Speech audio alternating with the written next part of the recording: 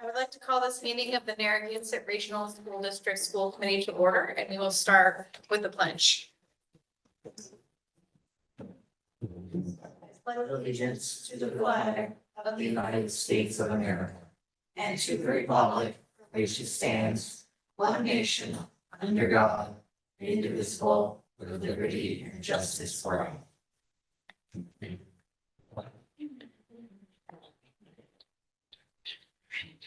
Hello, everyone. Our meeting is being live streamed and recorded. You can find it on YouTube or on Facebook should you wish to watch it after the fact or live during our session.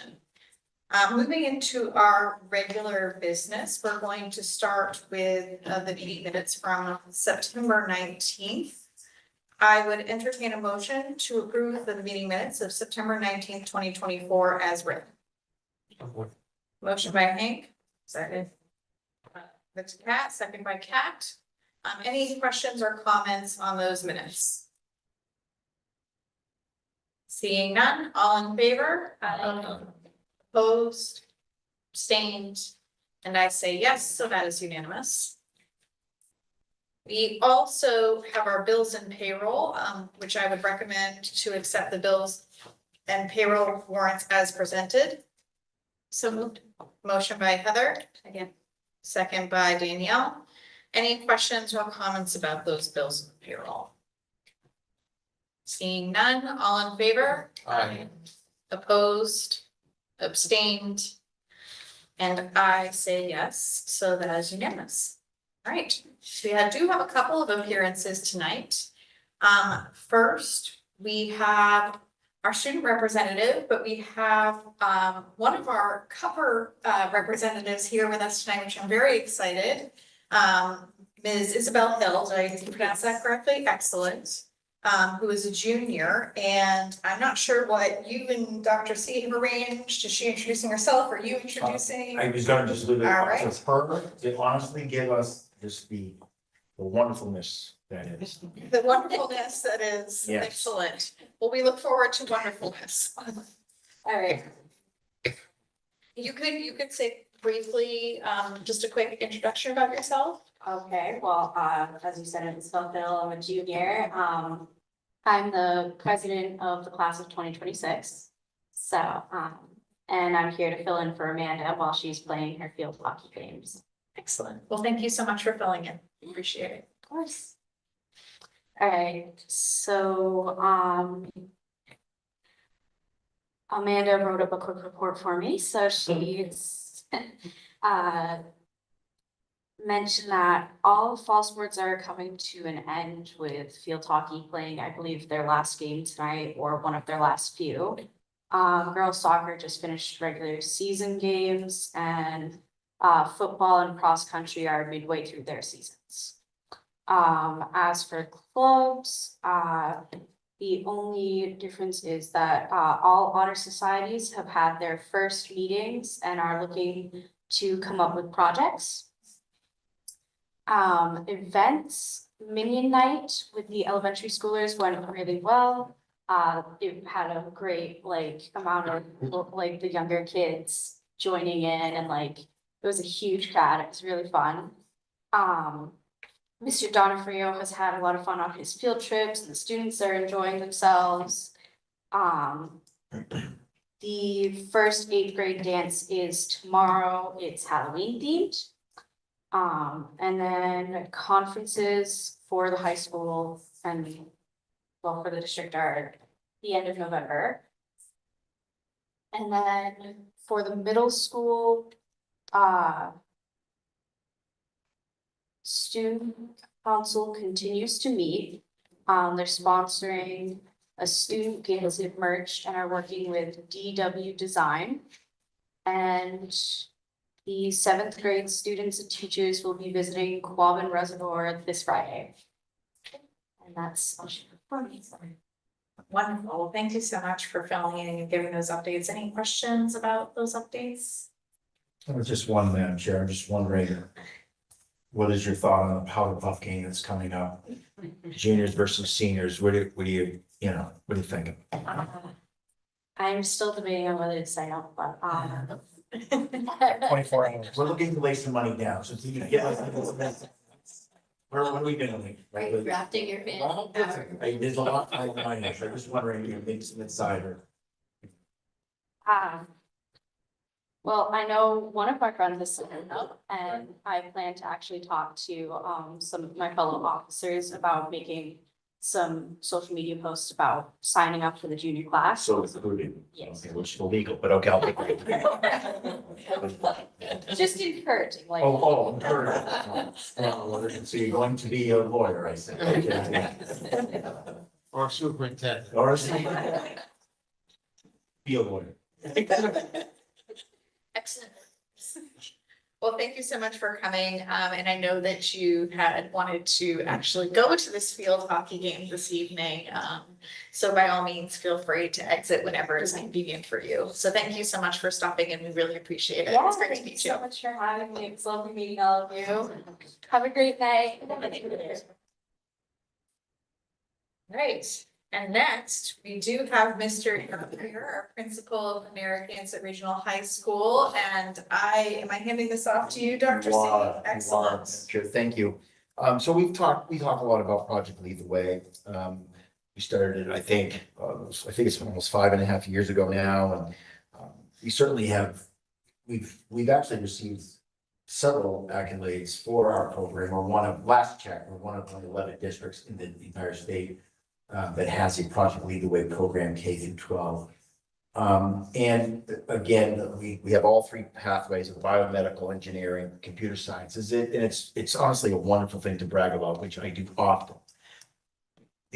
What gets left out is the hard work of folks who actually make it happen. And it's certainly not by magic or by gnomes or something to that effect where it just happens. And it came to no surprise that when this award that was put out, to recognize folks who have done outstanding work in this area, that Mr. Young is one of, again, I think it's 27 administrators across the United States to earn the 24-25 Outstanding Administrator Award from Project Lead the Way.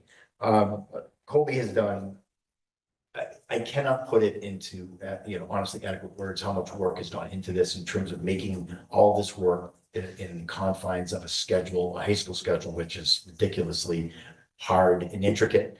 Beyond all that, we are a rural district. We are small. And we actually, again, when you look at the other districts who have these programs, especially K through 12, they dwarf us in size, dwarf us in numbers and financial resources.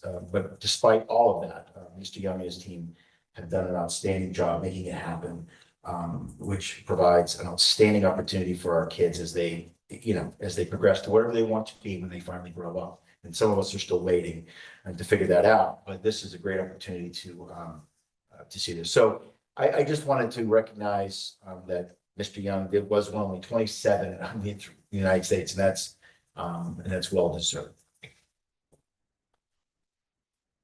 Absolutely fantastic. Is there anything you would like to share? Sure, unsure of etiquette for this thing. I'd like to talk with us. So. I do, I really enjoy it.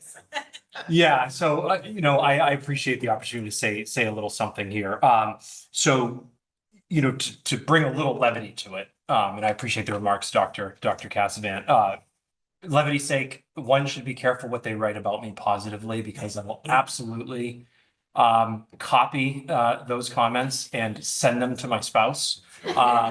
So when I'm being critiqued for a poor job doing dishes or whatever, I can say, well, did you happen to read this? So it's in all seriousness though, I think, if, it's truly humbling to get an award like this, because I think it says as much, if not more, about the people that take time out of their schedules to put your name forward. Everybody, we're all going 1.5 million miles an hour, and that some folks would take time out of their day. And I'm talking about the teachers, and I'm talking about, I read the comment from the student who, I believe is on to college now and doing great things. And then I'm not going to look at anyone, I don't want to out anyone, but fellow administrators to think enough of you and to take time to put an award forward, and frankly, the teachers, because they're the gravity in the classroom. So we try to sort of set the table for them, but if they weren't doing a great job on a day-to-day, students wouldn't want to take the classes. So I'm happy to facilitate however I can. And PLTW, they've been great partners. You all are well aware of the grants that they've given us. And in all sincerity, thank you to the school committee as well, because this program, we really had to bootstrap it over the years. And, resources are finite. So in some ways, I feel like I'm receiving credit for, and I'm happy to do so, as my wife well knows. But I do feel like I'm receiving credit for the hard work of a lot of people. So I am truly grateful that the teachers and staff and fellow admin and students especially would take time to to single me out for a second there. So Deserve to be celebrated. thank you. I appreciate that. Oh, it's absolutely fantastic. I mean, this is such a great program and, the broad support across our district is amazing. And, it takes administrators as well as teachers to make it come to life and really become a part of the student experience here. So thank you for all that you've done. It's amazing that you've been recognized. I really do hope that you print this out and put it on your fridge so that it's front and center for everyone to see. Oh, absolutely. I'll refer to it from time to time. Thank you for permission. And I will say, I was given permission from the school committee to do this. So really, Making points everywhere. thank you. Thank you for that. Yep. Any questions for Mr. Young before we finish our celebration of him and send him on his merry way? Seeing none. Well, thank you so much. I mean, seriously, round of applause. Thank you. Well, I really appreciate you. and if I could just mention, we do have Coach Moulton being honored tonight. So that's where I'm headed because that's Excellent. taking place down on the lower Yes, I field. had heard of that. Great, so, great. So- yeah, please pass along our congratulations there as well. We couldn't be there, but Of course. I'm sure it's a big celebration.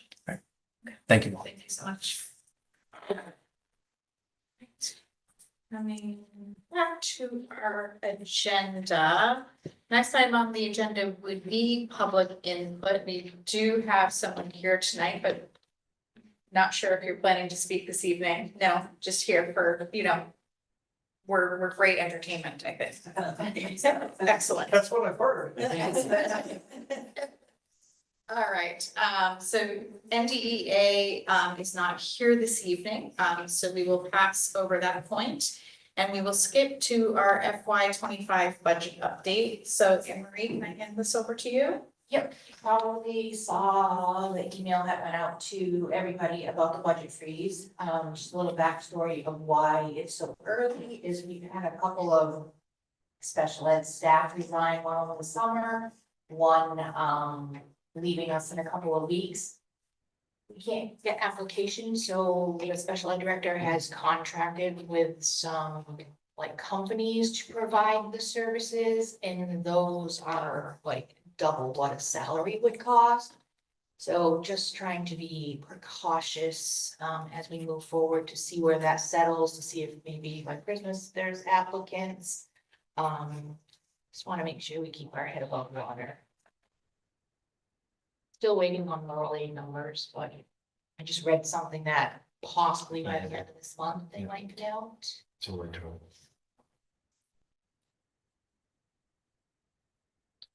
Moving right along, if you took a look at the reports, you can see there's a lot of the salaries are all encumbered now, so it kind of gives us a truer picture what our bottom line is. Might also notice that on the grant sheet, it's a lot less this year than in the past. We don't have as many upfront, and probably will get more added as the year goes on, but right now, it's also 2 pages where normally it's been 3 the past few years. So we've lost some grants over the years, which is normally come and go. My bus bid is being opened tomorrow morning, so hopefully that turns out favorable. We'll see, but at least we'll have a number of budgeting. So. Any questions for Anne Marie before we move on from FY 25 business managers report? Okay. So the next point on our agenda is the MASC self-survey. All of our school committee members should have received a survey in their inbox from Alicia Mallon. That survey is intended to get some feedback from each of you individually so that she can then work with us she's our MASC regional rep. And what she will then do with that information is determine where are some areas where we can improve our skills or be more organized. And especially where the majority of our members have 3 years of experience and under, this is a great opportunity for us to engage with them, spend time, getting to know each other as well as getting some important work done. And so this will really help her narrow in on where to spend that time. If everyone can please make sure that they get that done as soon as possible. It's been out for a couple of weeks now. I am going to email her and just ask her to kind of set a hard deadline, because I know it's easier for everyone if there's an actual deadline attached, and I don't think she did it this time. But if she can set a deadline for us, and then that way you can all prioritize it into your very, very busy lives. But I appreciate it if you can get that done, because your input will make whatever training we do more meaningful. Okay, so I'm moving on to our next point on the agenda, which is our school committee vacancy for Phillipston. And I am very excited to say that we do have an applicant here, Chrissy Hazlitt. Did I pronounce that correctly? Hazlitt. I learned. So Chrissy Hazlitt from Phillipston, and just to give you all some background, and I did forget to attach her letter to the agenda. I apologize. I will do that for the record so that everyone can have access to that, but I did forward it to school committee members, so it is at the top of your inbox right now if you want to have access to that. And I apologize to you. I should have remembered to do that. But Chrissy Hazlitt, she applied back on September 17th. And because she does work with the town of Phillipston, we had to talk to the ethics board in Massachusetts, or she did rather, and get some advice on what to do there. She has since then got a special dispensation. Do I have that term correct? Is that what it was called? Not really. Well, you had to go to the Board of Selectmen, so I'll let you describe it to us. Yeah, well, so basically when I went to the Board of Selectmen, I confirmed what had already happened that I wasn't there for, which was they appointed me, so my first position was department assistant there. And then later on, they appointed me as assistant town clerk as well. So basically the first step was I had to make sure that that was all approved, and it was, because since we're a small town, there's different rules. So basically, as long as it's with the board's approval, then it's on the up and up. And then basically I'll have a certain time frame to file a form with the Board of Selectmen, and then, so that's all I have to do. Okay, So, yeah. perfect. So said another way, because Phillipston is a small town, as she mentioned, basically she can hold more positions than what would be possible in a larger town. Yeah, exactly. Okay, perfect. And so welcome. So typically what we do is we give school committee members a chance to ask you a couple of questions. Honestly, we're really excited to have you here this evening, and really excited that you did all the hard work, because I will tell you, all of the work of figuring out what to do, what needed to be done, sat on Ms. Hazlitt. And so Hazlitt, I knew I was gonna get that wrong again. It's like hazelnut. Hazlitt, thank you, I appreciate that. Sat on Ms. Hazlitt, and so she had to do the running around to connect with people and get the information, so really appreciate her dedication already to a position, and so I would open it up to my fellow school committee members if you have any questions.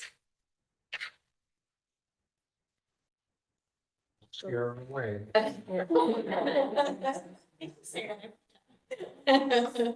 Just happy that they're willing to, devote some time and attention to the school committee. Yeah, for sure.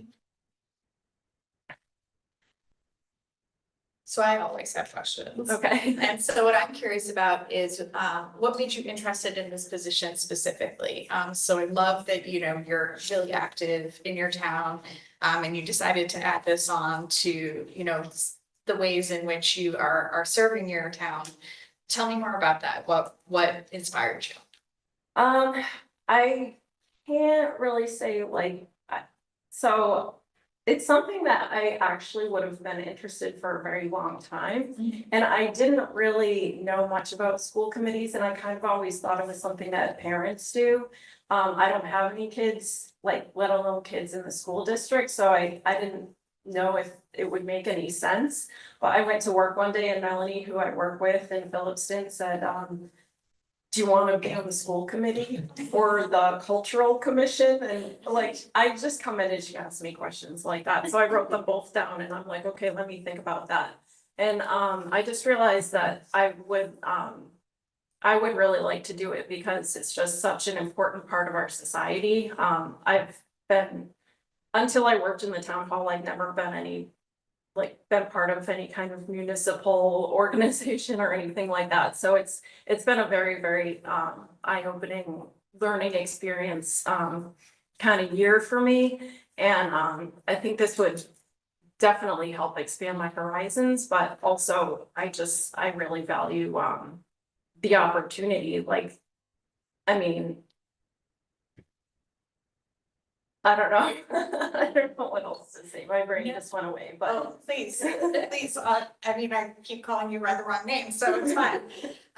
So that's absolutely fantastic. I mean, sometimes the opportunities find you. It's not always you going to seek them. And so I think Melanie really comes to she comes to our finance facilities meetings and she comes to our chairs meetings, and we've really gotten to know her over the years and really value, her bringing Phillipston's input. And it's what I'm really excited for is that, we've been down a Phillipston member for some time and making sure that we have that full representation from that town, as well as our other two members here in Phillipston. So that's fantastic. Any other questions before we move to vote? I feel like Sean is thinking about a question. I guess my only question would be is, what experience do you have in the school background or educational background? Only my own personal education, pretty much. I went to school I grew up in Franklin, so I went to Franklin High School. I feel like it was such a long time ago. And then I went to college, but that's kind of, I don't know that necessarily has anything to do with this. And kind of coincidentally, my mother and her 5 brothers grew up in Baldwinville, so they all went here. And they all had really tremendous careers. And I know that it was a long time ago, but I know that they really valued the education that they got here. And you have a great mix of people up here with education backgrounds as well as without. So every type of experience is needed and necessary. So I work in marketing. This is my other job. All right, well, excellent. And thank you for questions. It's really great to get to know you a little bit. And so I would entertain a motion to accept Chrissy Hazlett's application to become our next Narragansett Regional School District School Committee member for the town of Phillipston. Second. Motion by Danielle. I'll give this one to Heather this time. Second to Heather. Any remaining questions or comments? Seeing none, all in favor? Opposed, abstained, and I say yes. So we're very excited to have you. So what you'll need to do as the next step is connect with Susan. Essentially, it sounds like you have like an additional step of going back to the select board just to get the official things that you need. But then you need to be sworn in, and then as soon as you're sworn in, then you can join us up here at the table, and you are not then a voting member, and there's some training you need to take and things too, but Susan will get you all up to speed. Thanks so much. All right, thank you so much. And just so that you have it for your awareness, our next meeting is Thursday, November 21st. Okay. So, yeah. All right. Thank you. All right. Well, we also have another school committee member opening for the town of Phillips, and unfortunately, we have not had the town of Templeton, I'm sorry, thank you. We have, let me start over again. Chrissy has now accepted our school committee vacancy for the town of Phillipston, and we have voted her in. We also have a school committee vacancy for the town of Templeton, for which we have received no applicants thus far. So if you're interested, or honestly, if anyone is interested, please reach out to any of us. We know that there's usually a lot of questions, or, you know, folks don't quite understand what we're in charge of here. So we're happy to dig in and answer any of those questions. And really excited to speak to anyone who might be interested. Okay, moving on to curriculum and instruction. I know that Molly has some, Ms. Superchi has some data for us this evening, so I will hand it right over to her. And I will let you go through our items, your items without comment.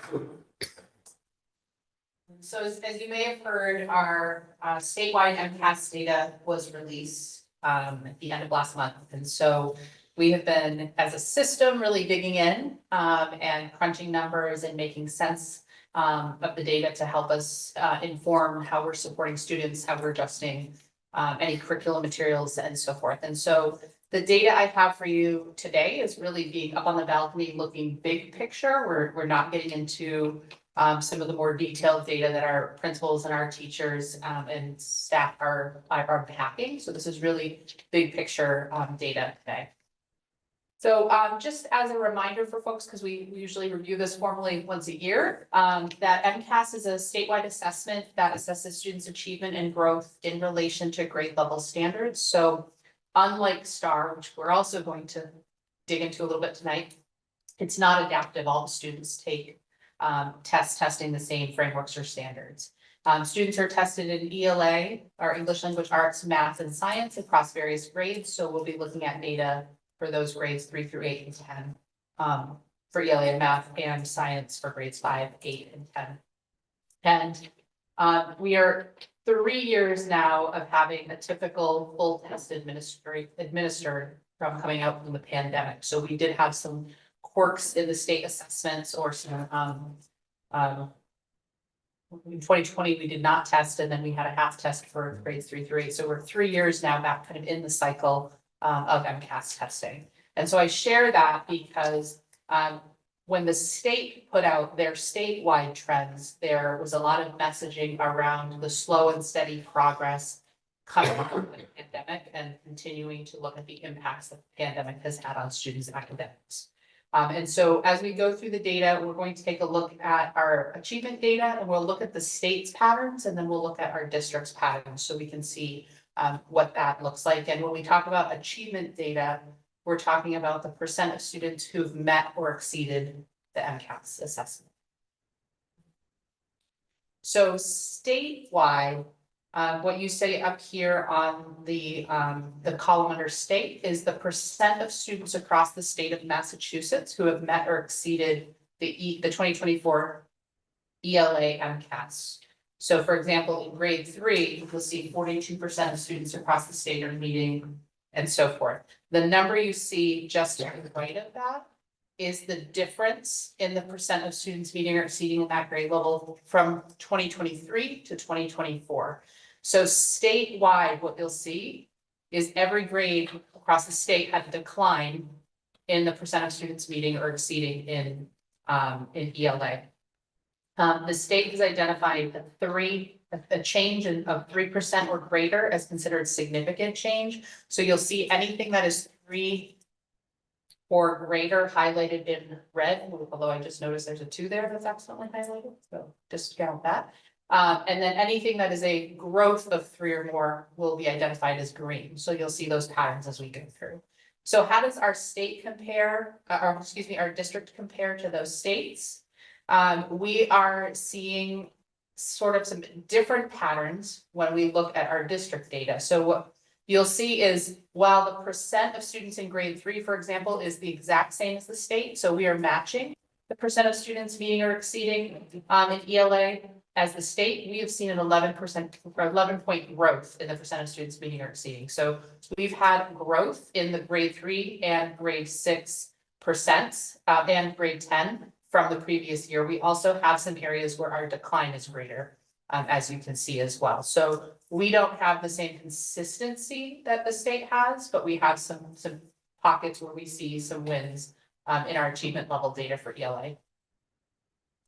When we look at our math data across the state, for the most part, it's pretty flat as a state. There's an increase in the percent of students meeting exceeding grade 3 by 3%, and a slight decrease of 2% or 2 in grade 10, but pretty much the middle grades there are quite flat. Our district has a little bit of a different story here. We're seeing more decline in math scores, with the exception again of grade 3, where we're seeing a more significant increase than the state. When we look at our science results statewide, there's growth in the percent of students meeting or exceeding grades 5 and 10, a slight decline in grade 8. And when we look at our district's patterns, you can see that we have seen a growth in the grade 5, an increase in grade 5 in the percent of students meeting exceeding, and a decrease in grade 8 and grade 10.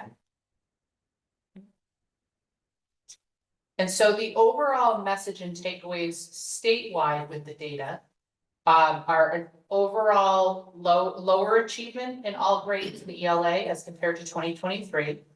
Math results show improvement in grade 3 and are otherwise considered pretty flat. And science results are showing improvement in grades 5 and 10, sort of those bookends, with lower achievement in grade 8.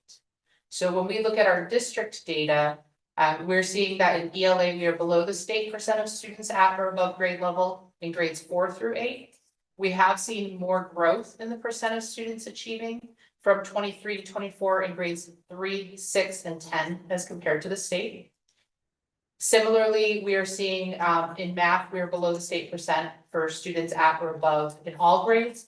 We are seeing more growth in the percent of students than compared to the state in grades 3 and 6. And then in science, again, we are below the state, but we are seeing more growth in the percent of students in grade 5 as compares to the state. So overall, we are seeing achievement-wise some decline in some of our data. However, when we look at student growth, our growth rates for all grades, with the exception of 4th grade math and 8th grade math, are considered typical growth. So I just shared all that like, hey, look, we're lower than the state. However, what we're also seeing when we don't just look at those achievement scores, but we look at our students' growth patterns, is that our students are making, for the most part, typical growth, which is really exciting for us to see, right? So one thing we want to do is shift that growth to higher growth so that we can start to close the gap that we see compared to state data. We are digging in a little bit more specifically to the patterns we see with growth with those 2 cohorts up here that are in low growth, grade 4 and grade 8. We have some ideas about what occurred that might have made those areas of growth lower. But we really are celebrating that we do, with those 2 exceptions, have typical growth happening in our schools.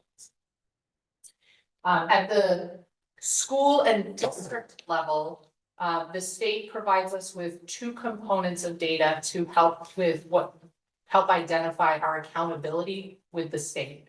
And so one of those data points is that they are giving us a percent score for each school and district on our progress we make towards 2-year targets.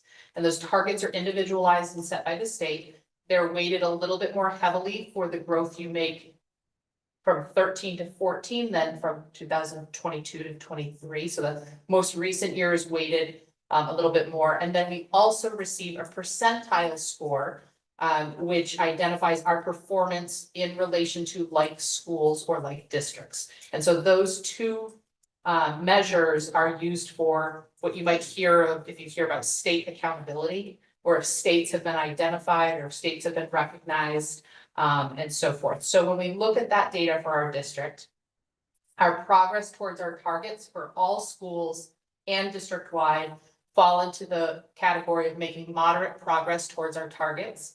I did star the district and the high school because the district and high school were 1% away from making substantial progress. So that cutoff is 50% would put us in that next category or bucket. When we look at our school accountability percentiles, you'll see that TES has a percentile of 19. The middle school 34, and the high school originally was actually reported as 60. And then the state sent us a letter last week saying, we're so sorry, we made a few mistakes. And it's actually 59, which doesn't impact our category, which is great. But unfortunately, you know, one percentile point lower. And so what does this all mean for us, and why do we look at these numbers? This is how the state identifies schools for classifications. And so for us, I'm excited to say, as a district and all of our schools fall into this first category of not requiring assistance or intervention. So we join 83 school districts and schools across the state that fall into that bucket. So we do not require assistance or intervention from the state. And then similarly, as a district and all schools, we fall into the next bucket of making moderate progress towards our targets. And as I said, the district and the high school, 1 percentile or 1% point away from being in that next bucket. So that's sort of where we sit right now as a system. So that's a lot of data and a lot of MCAS talk.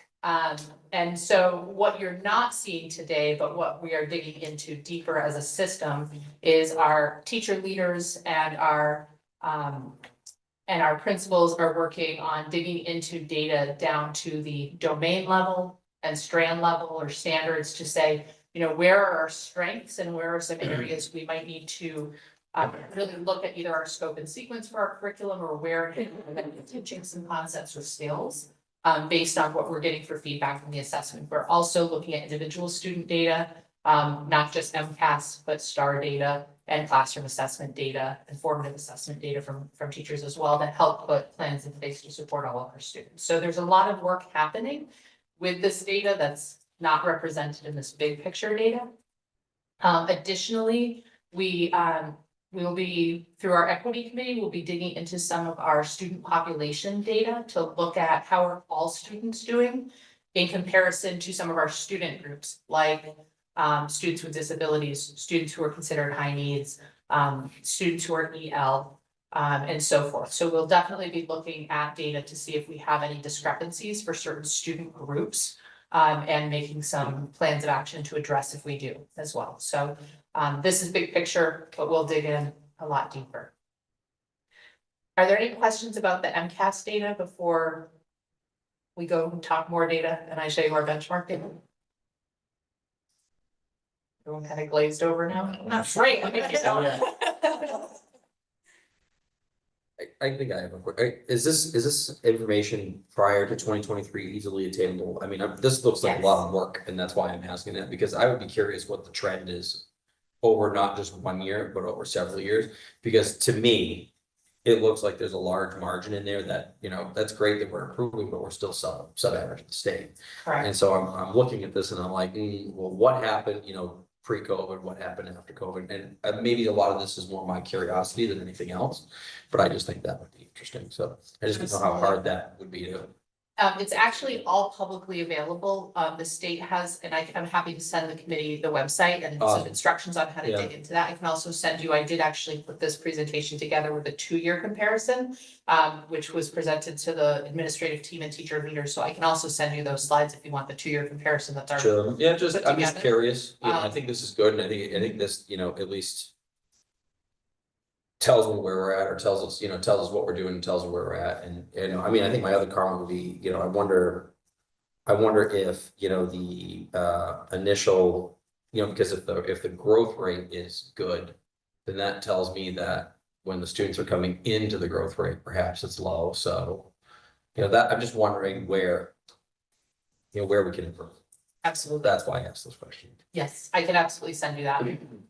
And it is interesting to look historically over time. We've also looked at it too, where we've dropped lines of, like looking at the data of when did elementary schools consolidate? When did our fifth grade move here? There's a lot of stuff that we unpack too structurally when we think about where and when did some changes happen with our school makeups or programming and so forth. So, but absolutely, I can send you that data. No, and just, again, it's just curiosity.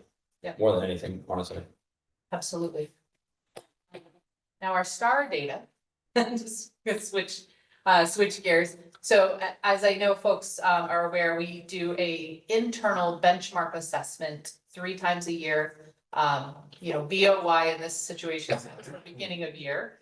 So we have beginning of year, middle of year, and end of year. And this assessment is not comparable to MCAS in a lot of ways, because it is not assessing grade level standards at the end of a year like MCAS does. It is assessing students' knowledge and skills in a way that is adaptive and changes with student input. So when students take questions on the assessment, if they get them correct, they will progressively get more challenging. If they get them incorrect, they will progressively get easier, so that we can find a student's essentially independent level within various domains of reading and math.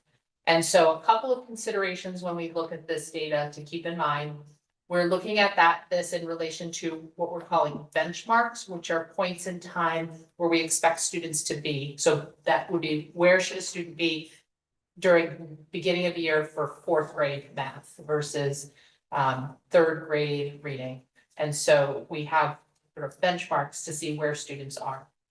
And this is meant as a screening tool to help us identify which students may need some additional support, either as an enrichment or intervention, to really think about how are we meeting their individual needs in the classroom. And so with an MTSS model, we tend to look for a benchmark of 80% of students getting their needs met in our core tier 1 classroom, and then around 15% in strategic tier 2 intervention, around 5%, give or take, in that tier 3. And so one thing to keep in mind, and this is new. So this year, the company that produces this assessment, Renaissance Star, has created new norms that go into place for this school year. And so what happened was they were seeing, similar to our MCAS trends, they were seeing declines in students nationwide in reading and math since the pandemic. So what was happening is when benchmark data was coming out, instead of seeing a typical distribution where around 80% of students are meeting across the nation, they were starting to see that triangle kind of flip over, right? They were only seeing on an average, I'm gonna make this number up, let's say 40% of students meeting or exceeding, and they were seeing large numbers in these higher categories. And so if you're using this as a screening tool to provide intervention, when it looks like your triangle's upside down, it is hard to provide an intervention or an enrichment model. So they've re-normed their data. And the impact that has had on how we see the data is that we see now more students meeting or exceeding the benchmark than we may have seen in the past. Student scores are not impacted, so that their scale scores are still comparable. We can still look at a student's data over time and see their growth pattern and their achievement pattern. But when we look at it as a cohort, as a grade level, with the norms, we aren't able to compare that to previous years because it's a new set of norms or expectations.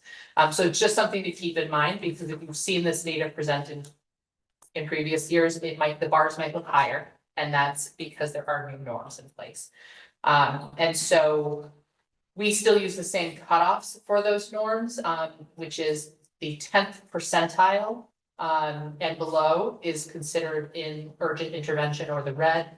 The 10th to 24th percentile is considered intervention or yellow, and then our on watch is, you can see as we go through that. Okay. So maybe I'm nerding out a little bit too much on the data here, so I'll move on. So this is very much a summary of what our data shows, but when we look across the district for star reading, what I'm really excited to share with you is that we have 5 grades who have 70% or more students meeting or exceeding with the screening measure. And then we have smaller numbers of students being identified in the intervention categories for intervention or urgent intervention, which what that means is it makes it a little bit more manageable from an intervention perspective to look at the number of students falling in those categories for planning purposes. And then when we look at our math data, we see 3 grades that are at or above 70% of students meeting. So we definitely have some spots where we know we're gonna have to really think about resources. So for example, when we look at our 6th grade cohort, which was last year's 5th grade cohort, if you remember last year, we added a reading interventionist position for that cohort of students. That cohort of students has some additional needs this year. So we really are leaning into what we're doing with our curriculum and how we're supporting that cohort of students as a whole group versus interventions, although interventions are also in place as well. I gave you charts, I'm not presenting them today, but I gave you a chart with the specific percent breakdowns if you wanted to see those, because I know they're not as visible on the graphs. But if I didn't completely glaze you over with numbers and charts, does anyone have questions about our benchmark data?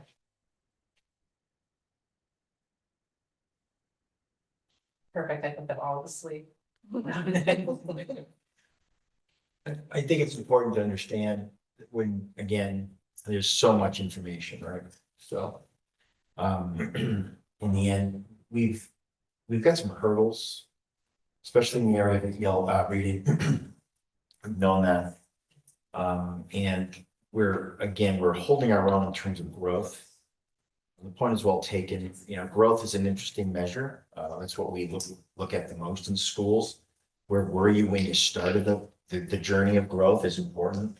Although the math of it now is pretty intense in the sense that it's certainly going to take into account, you know, where you started and where you are now. So it's not, you know, if you started really low and if, you know, you're making small increments, it's not going to, you know, it's going to balance out in the end and kind of give you a real growth number. I think, you know, it's been interesting to watch how we've had to kind of, especially with certain groups, we've had to be very differentiated in our approach, depending on when they went through COVID.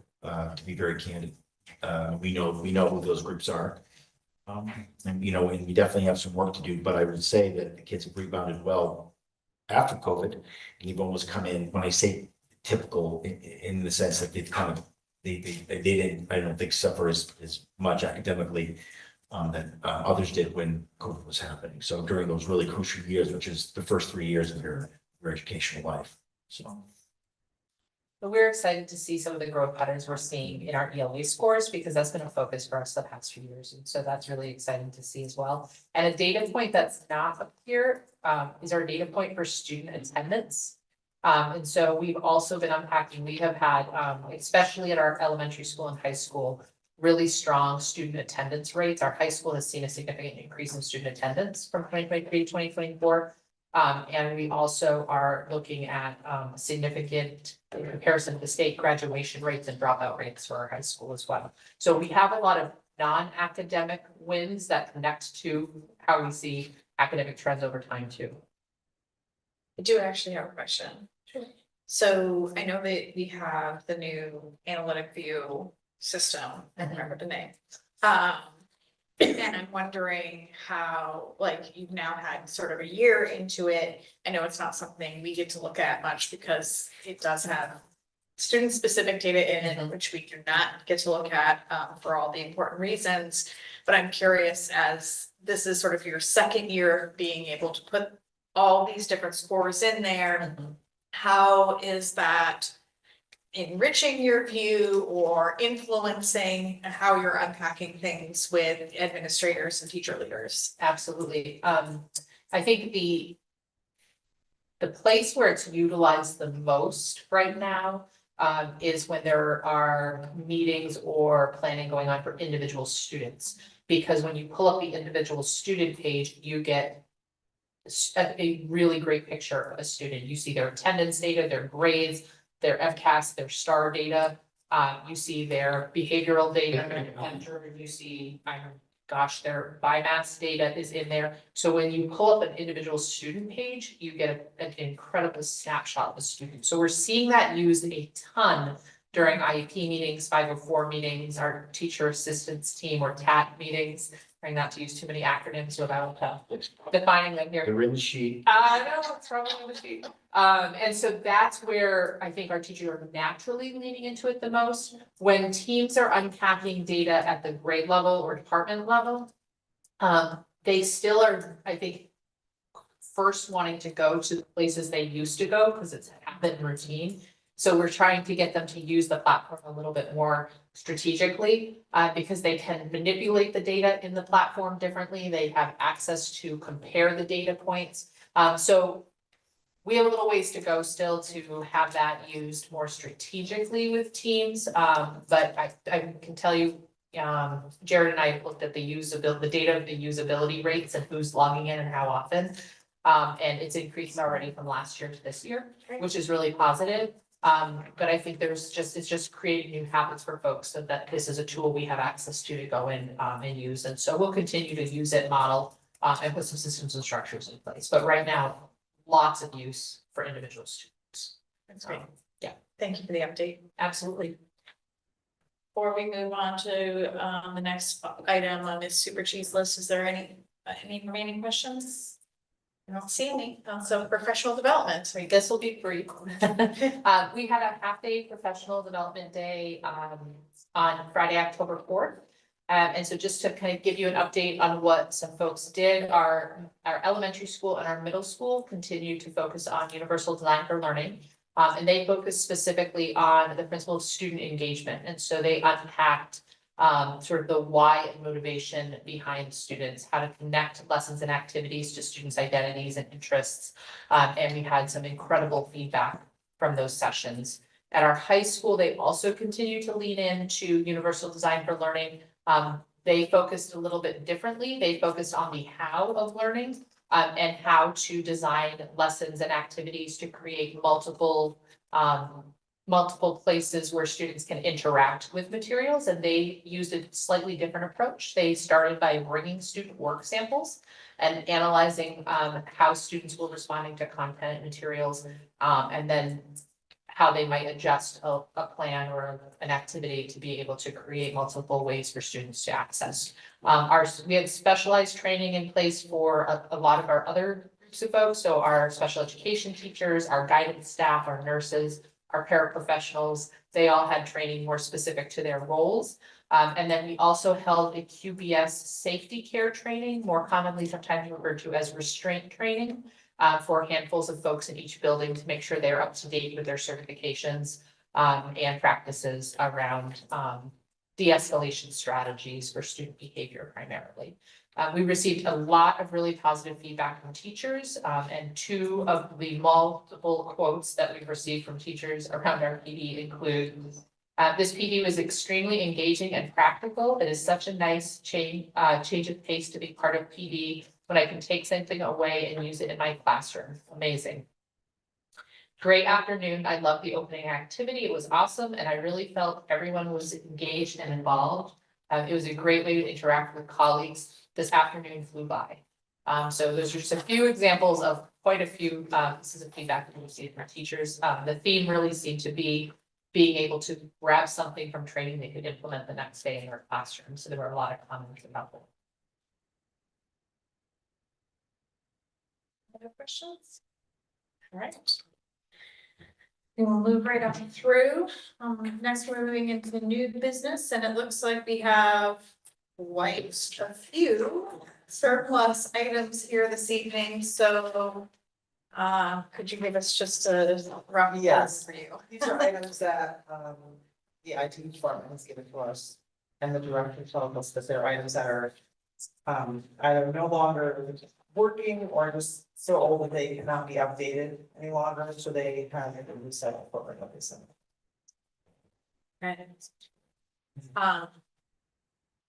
Does anyone mind if I forego reading you this list of items? Is it okay if we just summarize as listed in the document? All right, excellent.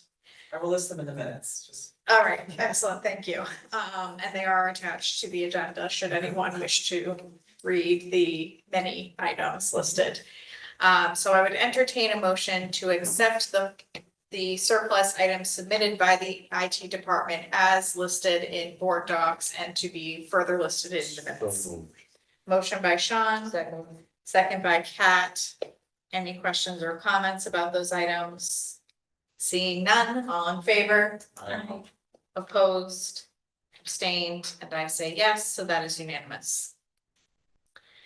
Okay, so I'm going to hand this over to Heather to lead us through the MASC conference resolutions. They're quite hefty this year. Please bear with us. Yeah, I attended the training that MASC held on them, and that was an hour and 20 minutes, so your challenge is to get us through these in less than that, so how's that? No pressure, none whatsoever. All right, So since I know some of, our members sitting here have not lived through this before, I thought I would give my brief overview.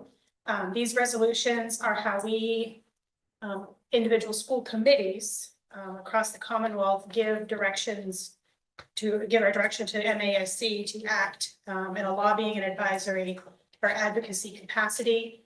MASC is not the legislative body, so anything we see here today, this is not them directly drafting any laws to put forth. It's them bringing our combined voices in a lobbying capacity. So as your delegate, I'll cast our single vote as we will vote as a committee, and that would, whether it even, follows what I would have voted personally or not, I bring the voice of our committee to the delegate assembly, which will be held during the MASC conference this year on Friday, November 8th, 2024. One thing to keep in mind is any discussion we do have will be invaluable to me. Because one thing that can happen on the floor, they follow Robert's Rules of Order, and amendments can be brought forth and are brought forth. So the sense I will get from all of us here of what our voice is will help me deal with how our vote may or may not change in light of any amendments that are brought forth. And when all is said and done, I will bring back to you the report on what the delegate assembly has voted in out on the table. So there are, should I say it right? There's a few categories of amendments here, resolutions. There are 10 new resolutions for us to consider. And then in addition to that, there was a change to the bylaw last year for MASC that was done at the delegate assembly, that resolutions that are greater than 3 years old on their docket will need to either be readopted or will need to slide off the docket, so that you can imagine how big their list of resolutions is. And if all we do is add to it year after year after year, we just build a bigger pile for them to try to wade through. So at the end of this document, we also will have 11 resolutions that will be set to retire if we don't, as a committee and the delegate assembly, if we don't adopt them again, they will fall off the table, so to speak. So one way we could do this is this year, the resolutions committee is put forth as the document that is attached to the report, and they've organized and bucketed the resolutions. So there's resolutions on student achievement, student safety, school finance, and there's a section for vocational and technical school group. I think traditionally we read the resolutions in and read the therefore be it resolved, and whereas are less of a focus for what we need to vote on today. That's more of your background knowledge and information. And if there's particular resolutions we want to focus on, we could focus on those and vote on them individually. Just kind of where I think we end up doing anyway. So So before we move on to the individual resolutions, I just want to do a check because again, outside of Hank, we have lots of folks here with new experience. Or are there any questions about how this is used or where this goes? Following Heather's explanation.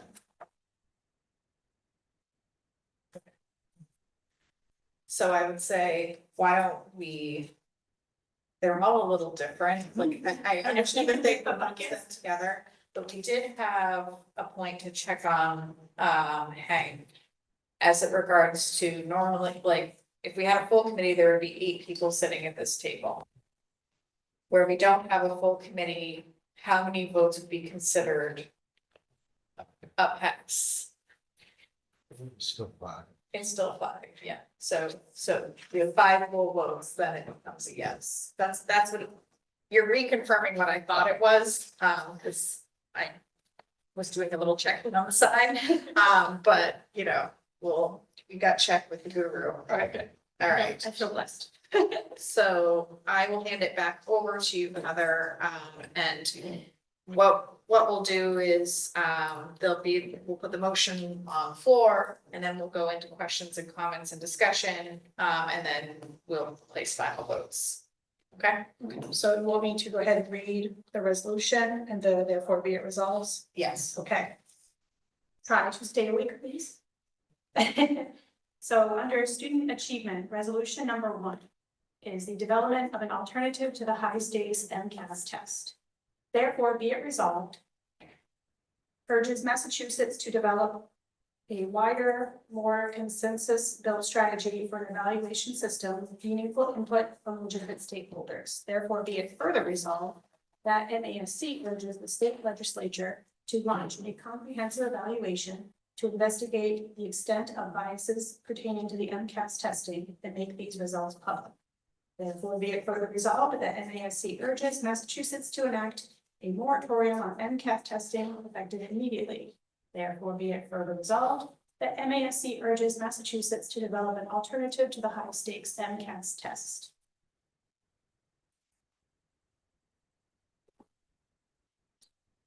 Resolution number 1. Do you want to vote on each one? Discussion on each one? I'm gonna make the motion, I can feel like they're confusing enough as it is, so let's start with, I can change my mind, let's start with discussion first, and then we'll figure out what that motion is, because otherwise we could be amending motions a lot. All right, so any discussion on this one? I would only state clearly this is very closely related to one of the questions that is on the ballot this year, so this would be question 2, thank you. This would be further to or additional input from MASC as it relates to MCAS. Yes and no, because the question number 2 focuses just on the graduation requirement attached to MCAS and does not go as far as this would. This is this is the MASC. This is them asking Statement as us, a whole. are we looking to completely abolish the high stakes testing system that we have adopted? In the place, look for alternatives that truly assess what our kids can do. And I know I, for one, will support of this. Same. Second?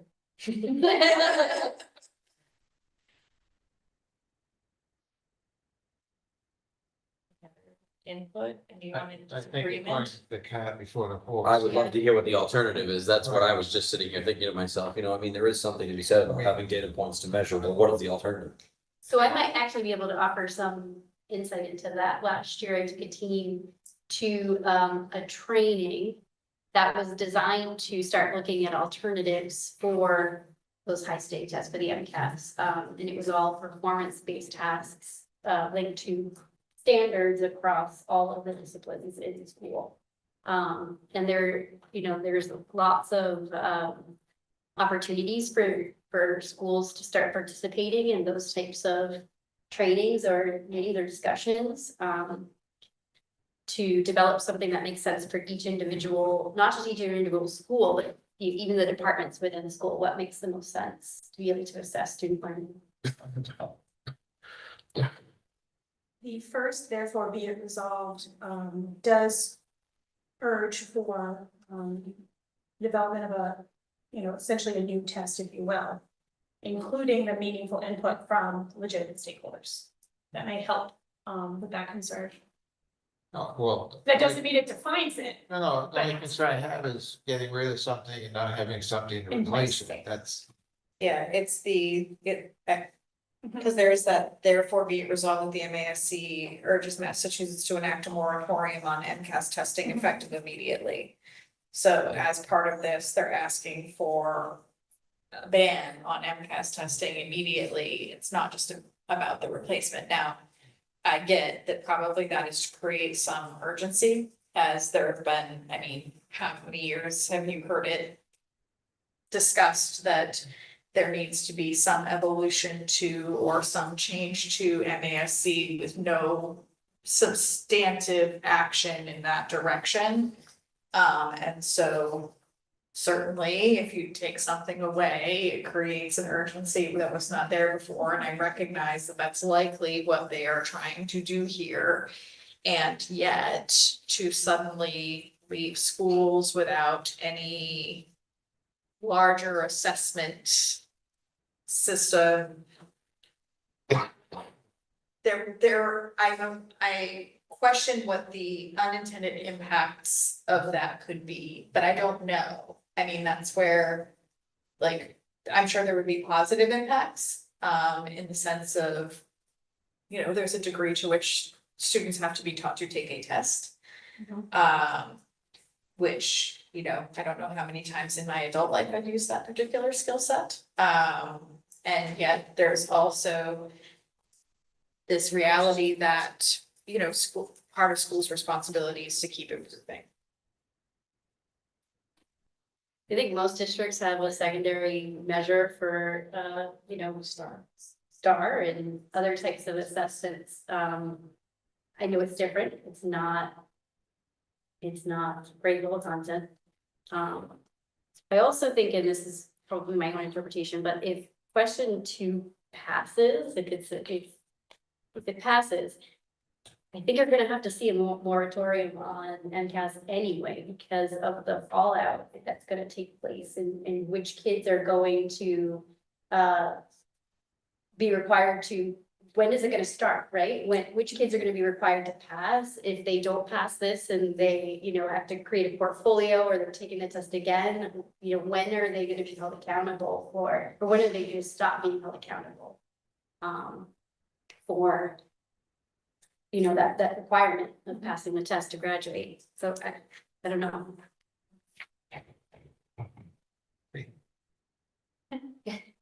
state's urgency is a different definition. Yeah. It could be 3 or 4 years before we get something. Right. I mean, you don't know, and that's the problem. They should be working on it, years ago, getting Yes. something to replace it, and they haven't, so.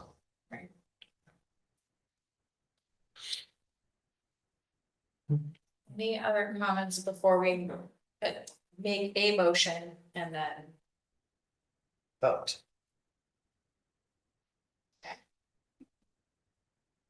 Do you have specific wording written down on your handy cheat sheet over here? I do not. Okay, like Kate said, in case we have our motion crafted backwards. Okay, So would you like me to recommend one? I would love that. Okay. I would recommend a motion to vote yes on the development of an alternative to the high stakes MCAS test resolution number 1. So, No, second. Knowing that we already had our discussion, all in favor? just, Oh, so, you're right, we'll vote on it, but you'll maybe present that as a amendment, or some other school. Well, this would be the perfect time This to would be give the me time that to amend it. direction. yeah. But would we need to vote to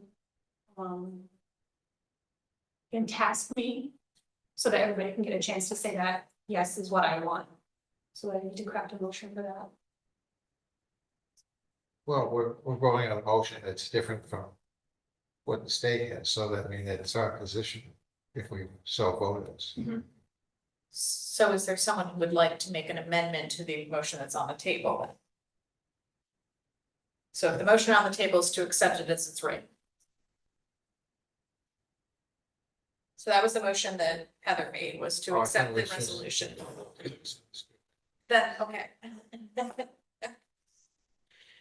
So What are we talking about amending it to? To not support the therefore be it resolved that MASC urges Massachusetts to enact a moratorium. So the first part, develop the assessment, but not the moratorium. Right, yeah, that's what I thought. We have that, we have a problem with that one, potentially a problem with that one bullet point, but I think we wouldn't I need an amendment and a vote so that we know that it is the will of the committee to ask them to amend that on the floor.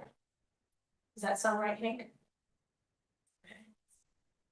Oh, so I have to amend my own motion? You're giving me practice for Can you take back a motion? this resolutions clinic. I take you back. Okay, so we'll remove the first motion from the table and we will. So we'll strike the first motion and instead say that I'll try to roll with this one. I would entertain a motion to accept MASC's Resolution 1, development of an alternative to the high stakes MCAS test. Striking the therefore be it further resolved that MASC urges Massachusetts to enact a moratorium on MCAS testing effective immediately. So. Danielle has made a first motion. Can I get a second? A second from Kat. Any further questions or comments? Yeah, I just wanna make sure that it's clear. So this is basically suggesting that now we will see the solution before we. Because I agree with moving in a different direction, but I still wanna see the solution first. Well, so that's where it gets complicated. So this doesn't create anything. What this does is it says, hey, MASC, when you are advocating for change within the state of Massachusetts, here is how we, your fellow school committee members across Massachusetts, wish for you to advocate for that change. So it doesn't actually make or build Basically, anything. MSAC will lobby the legislation. Yes, and this is what they will. And so we're saying, okay, we want you to go lobby for this, but we don't want you to lobby to immediately abolish the MCAS test. We do wish for you to lobby for a change. But whether or not we then therefore see that change would be up to what happens. Yeah, exactly. Not us. Correct. It does not fall with us. So we're not in the end voting on any specific change. We're voting for lobbying for change, which I know is very, very confusing. And it's a bit tough to wrap your head around it until you've done it a few times. Any further discussion or questions on the motion that's on the table? Seeing none, all in favor? Aye. Opposed, abstained, and I say yes. So can move on to resolution 2. So resolution 1 passes unanimously with the omission of the third, therefore be it resolved. Thank you. Resolution number 2 is still under the bucket of student achievement. And it reads, increase compulsory attendance age. Therefore, be it resolved that MASC recommends that the Massachusetts legislature increase the compulsory attendance age from 16 to 18.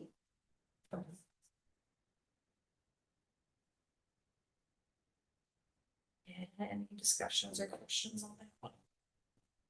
And I believe that it did say that New Hampshire has just enacted this. Is that correct? In the Yes. meeting that we were in? And I wish they had made the recording available. Actually, it was not there yet. My recollection is they said what we're referring to for a meeting is MASC had a learning lunch last Friday, which is via the Zoom platform. Representatives from our board of directors for MASC kind of talked us and walked us through and opened the floor for questions. And one of the pieces of evidence they gave was that New Hampshire's compulsory age, it was either 18 or. It was just increased from just 16 to 18. And I want to say they said they were seeing positive results, but we didn't have an exact, They didn't share any handout of specific data. No, it was anecdotal information. So any questions or discussion on that? There's not much change to make to this particular one.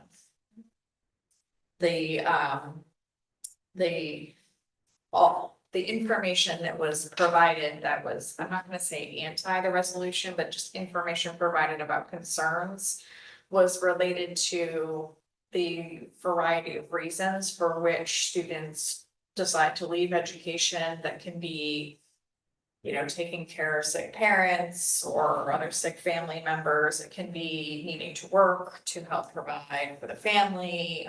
Lots of hardship reasons are typically, you know, related to the reasons why students leave. So there was a lot of discussion around the fact that other support, if this were to be enacted, that particularly in inner city environments, that other supports would need to be improved, increased, however word you want to use, to make up for this loss of children in the ages of 17 and 18 who were needing to support their families in different ways.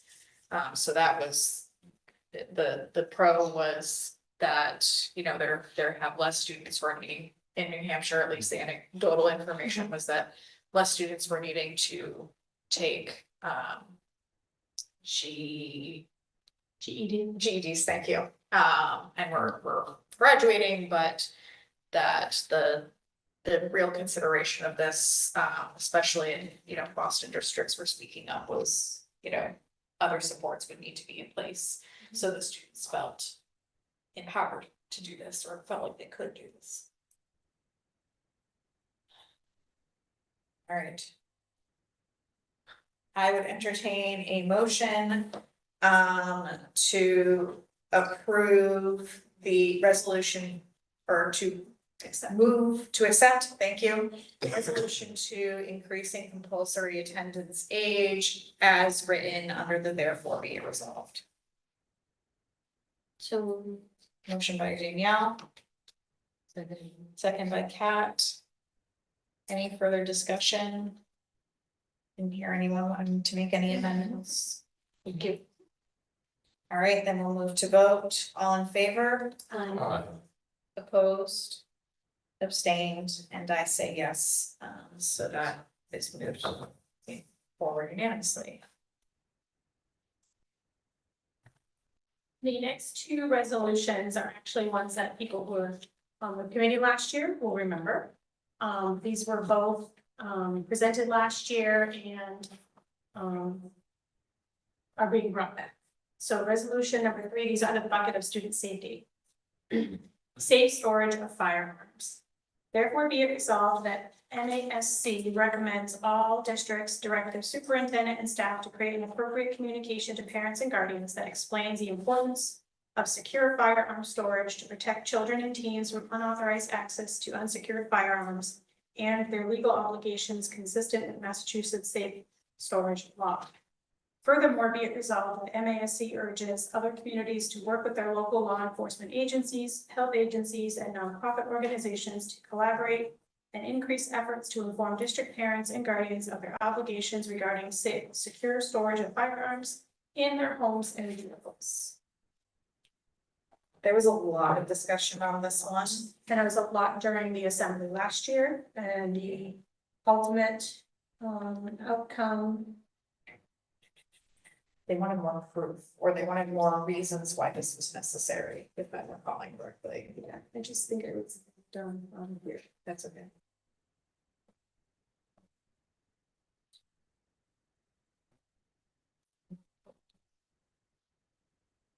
this is what I thought was odd. You amended it on the floor last year, changed some of the language in it, and I thought that they had actually passed this at the delegate assembly, but now bringing it forth again here says that they did not record it as having passed.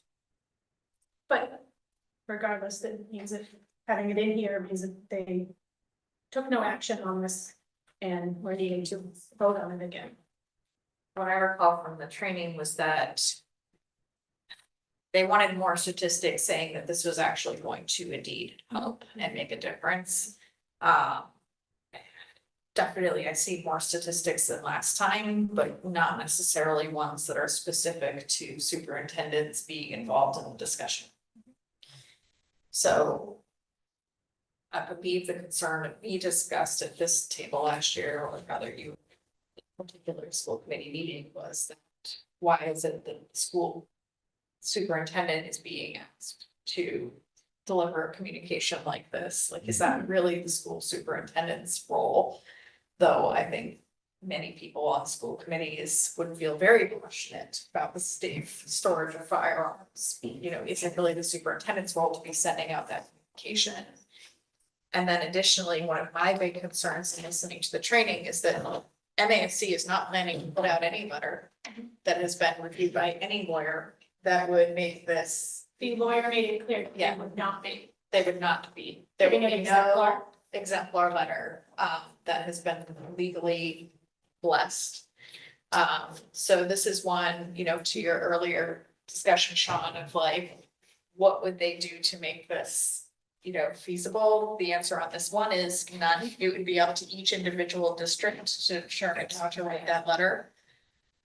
Which sounds, from that piece was what was most concerning to me when they were discussing in the training. I just don't see what kind of difference it would make, really. I mean, They're trying to tie the two, right? So two passionate, forces of, school shootings, people's children, and unjailed. So, and so they're trying to make that, in my personal opinion, they're trying to make that leap. And we are not in the business, honestly, of telling folks. We hope that they do, But but they're we're not really in the obligated. business of doing it. It's law enforcement, that's the NRA, whoever, I mean, in terms of weapons and how to properly store them, that is not something that I personally want to do the business of. Sorry, I just thought I'd throw that out. It's where we welcome your input. So any other discussion on that one? Would anyone like me to word this motion differently than my last motion? To accept. Do not accept. Yeah. We pass on. Move we pass over. No opinion. Any second to that motion? Which would mean that we would skip and not vote at all on this motion. That's normal practice to just, Okay. just keep. That's the It's same. no problems. It's almost like an abstain. So is there a second to Hank's motion? Second from Kat. Any discussion on the motion on the table just to pass over this resolution? Yeah, I mean, yeah, because I kind of agree with Dr. Cassidy that we're really not in the business of, we're not law enforcement, but I also see the other side of it of, you're just putting out communication, so, but I don't really think it's a response. So, I'm kind of for it. What do you Passing think? over. Yeah, because it's just, I think I've abstained anyway, so. Noted. And I do want to be, the one comment I would make is that how we vote on this has zero indication of our passion for children being safe in schools. And so I do want to say that, this is very much a commentary on what we feel the role of the school is in enforcing laws that exist not within the school, but in the homes of. You're seeing that in the courts now, the parents are getting charged as well as the. Right. Yes. Students. Yes. So, any other comments? Because I'm just looking at it from a further extent of, if I'm Dr. Cassidy, if I have to do this at that point in time, I'm reaching out to law enforcement saying, what do you want me to send these people? I mean, that would be my first. Right. At that point in time, you're just redirecting information, so. And the MASD is not willing to give it even something There it is. that from a legal perspective Right. covers. What happens if my letter is inappropriate? What Right. happens if one word is off? Now someone's holding the district There accountable it is. because, Why wouldn't the state just provide something to Right. every school to send out, hey, everybody send this out? I mean, why do we have to have a stance on this? So, Okay, okay. all right, so seeing no further discussion, all in favor of passing over? Opposed, abstained, and I say yes, so we have voted unanimously to pass over resolution 3.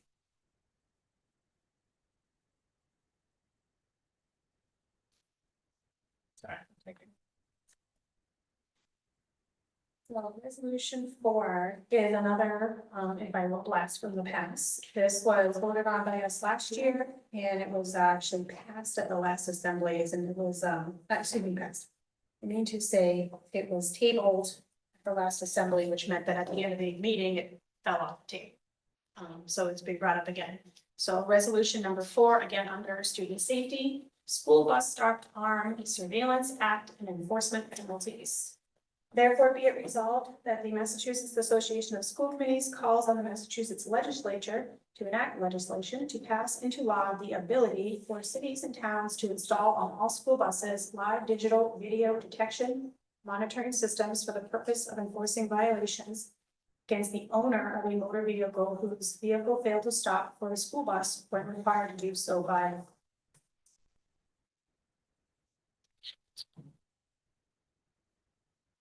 The only discussion on this one that I can recall from the training was that there are some communities that have already done this, and they've been using that because right now there's a lot of limitations because people cannot be held accountable for passing a school bus unless a police officer is there at the moment that it happened. And so that was the major concern. The negative on this one in particular is that, as you'll notice, that therefore be it resolved includes nothing about funding. Right. Yes. Who's paying for it? Exactly. And so that was a huge part of why I believe it got stopped last year, if I recall correctly. Yeah, and interesting, that it also got stuck last year. People raised the point that there's no legal way to identify the operator of the vehicle. So it's the owner who will be receiving the citation and penalty, not the operator. And that was a sticking point as well for the assembly. This one got so heated that people even tried to motion to recess until 9 p.m. because it was already supper time when we finally got to. This was resolution 6 last year. It's a very long meeting. So if it helps, yes, we did, as a committee, we did vote yes last year on this. That doesn't mean we have to this year, but if that helps anyone, for anecdotal information, I guess.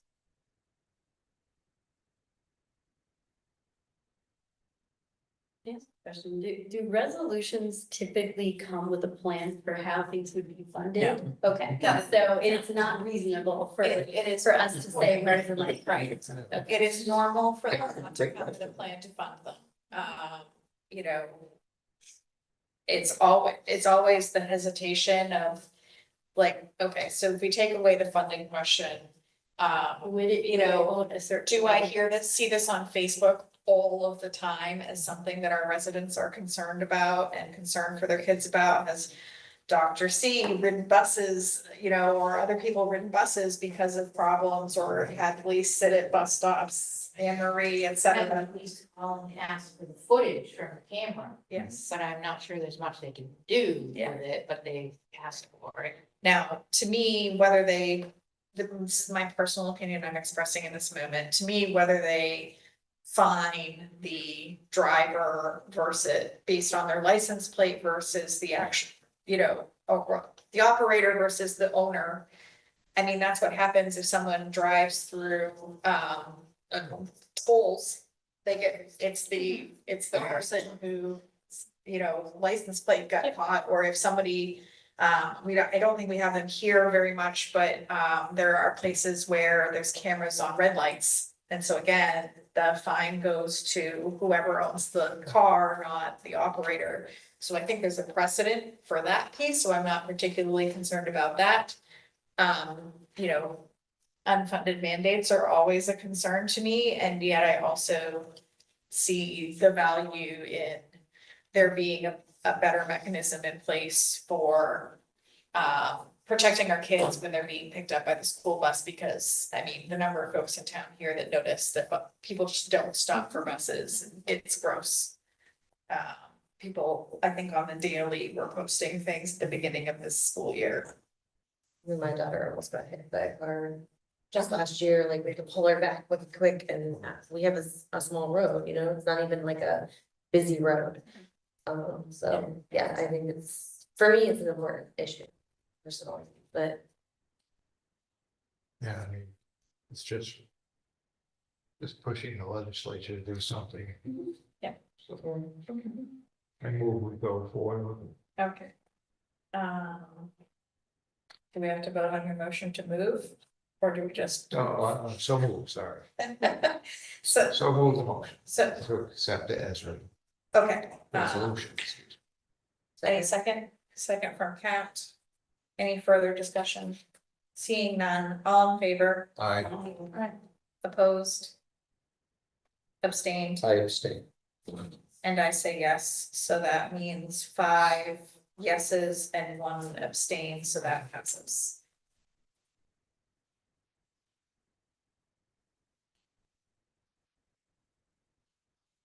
Now we get to move on to resolutions on school finance. Resolution number 5, aligning taxing authority with the required local contribution. Therefore, be it resolved that the Massachusetts Association of School Committees calls for the enactment of legislation that would increase a municipality's levy limit by the amount of increase of the required local contribution in excess of 2.5%, granting the municipality the ability to raise local revenues mandated by Mass General Law, Chapter 7. So, this is an awkward one. Essentially, what they're asking to legislate there, they said on the meeting that they purposefully worded this to be problematic. That's not the word they used, but they were deliberately trying to create some chaos, let's say. And in the sense, what they're trying to do is they're trying to get more power to talk to the state about the fact that while they changed the chapter 70 calculations, they did not come up with any plan for, as those amounts increase to the towns to increase past the 2.5% when the state mandated funding calculation increases the town's amount to a point where they're having to decide between funding for fire services versus police versus schools. And so this is supposedly going to allow the towns to increase taxpayer funding to account for that without having to take away from other town services, is generally the idea. So they wanted this to be something that was very controversial. That was the word I've been seeking. I'm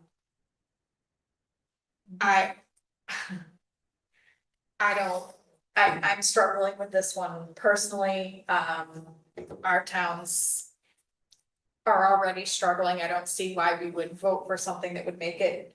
I mean, I get it in the sense that it wouldn't fall on the town to choose between different things, but now we're just passing that on to taxpayers. I get that this is more in spirit to create discussion as opposed to this is actually ever going to happen, and yet it's, I don't know. I feel that there's no catalyst. Yeah. As a homeowner and a taxpayer. But I want to fund my school. Yeah. Desperately want to, but it's a little scary when there's no ceiling attached.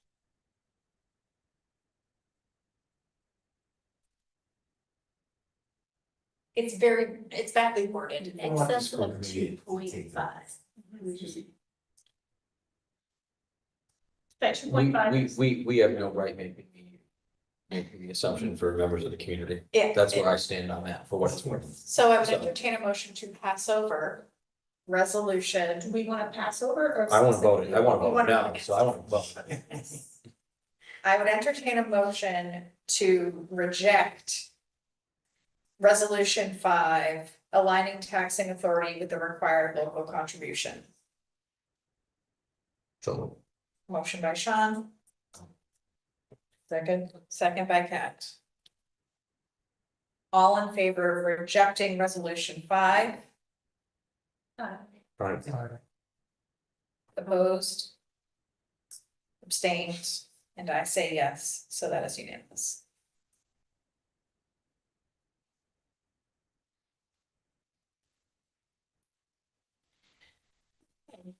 Continuing on school finance, resolution number 6, support of legislation to improve the fiscal health of rural school districts.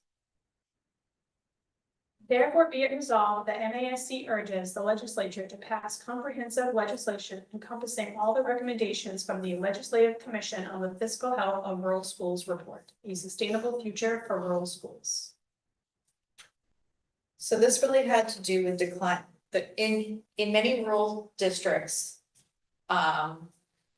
Enrollment is declining, not increasing, and yet they still have funding needs. And while they are somewhat more protected under the new chapter 70 setup, and they can never receive less money, they're also often held harmless. Correct me if I'm getting any of my words wrong. They're often held harmless, which means that they're only getting an increase of 30 something. It was 100. It was 104 this year, which really doesn't cover their needs. And so they're looking for a further update to the funding calculations that would specifically be focused on their unique situation as opposed to being bucketed with all the other schools in the chapter 70 calculations. How do I do that there? Good. If anyone was curious, it bugged me that they listed that report for sustainable future for rural schools, and I neglected to offer up a link to where to find that document. It's easy to find. It's under the website www.mma.org, which stands for the Mass Municipal Association. So I do have the executive summary, but Jen actually summed it up perfectly, that it largely focuses on the declining of Black population growth and enrollment. Yeah, especially out in the western part of the state. Exactly. Small towns, small schools and stuff. And I think it's worthwhile to note that we did, I'm good, hopefully I'll get this right. Last year, we were asked to join a letter writing to someone, the state or MASC, and I can't remember which, saying, we support you, rural school districts in this. So we have all, in some ways, we have already said, yes, like, we all signed the letter and, sent it forward to say, yes, rural school districts, we believe, we understand your unique needs, and we agree that you need to have this other funding calculation. So that was something that I believe we had already voted on, passed unanimously and signed. So unless there's any questions about this, knowing that we have already had discussion around this, if everyone's okay, I'll put a motion on the floor. Yeah, All right, second. okay, we've motioned to accept resolution 6 as written. So it was a motion by Hank and a second by Sean. And I'll compare notes with you two after Susan, because She's taking very thorough notes. you might even like my copying and pasting. Perfect. Any further discussion, questions? Seeing none, all in favor? Opposed, abstained, and I say yes, so we've unanimously agreed to accept resolution 6. Okay, continuing under school finance, we are on resolution 7, fully adjusting chapter 70 aid for inflation. Therefore, be it resolved that MASC calls on the Massachusetts legislature to advance legislation mandating index inflation catch-ups to Chapter 70 Foundation Aid that fully accounts for realized inflation that has occurred since the passage of the Student Opportunity Act. Be it further resolved that MASC work with the Massachusetts Legislature to ensure in future years where realized inflation is above the 4.5% annual inflation cap, in subsequent years, inflation index catch-ups are made to Chapter 70 aid, and that realized inflation is used in the formulas to calculate Chapter 70 aid in perpetuity. I was driving while listening to this meeting, so this one I kind of had traffic situations, so I might rely on your, That's fine. knowledge. This one was fairly basic in the sense that it's so the chapter 78 calculation currently has a cap as it relates to inflation. However, as we have seen over recent years, inflation rates have far exceeded that cap. And that is especially troublesome for school districts when our budgets are not increasing at a rate that is keeping up with inflation, was essentially the discussion. So what this does is to say, hey, state, Chapter 70 needs some better way of dealing with inflation. It doesn't really say exactly what that will be, other than there needs to be, what they basically want is that if inflation has exceeded the 4.5%, then there needs to be catch-up years whereby, you know, the rates are increased to help schools to catch up with the negative impact of inflation on spending. Is there a full funding solution for that? No, of course not. But this is actually something that has had, you know, pretty significant discussion.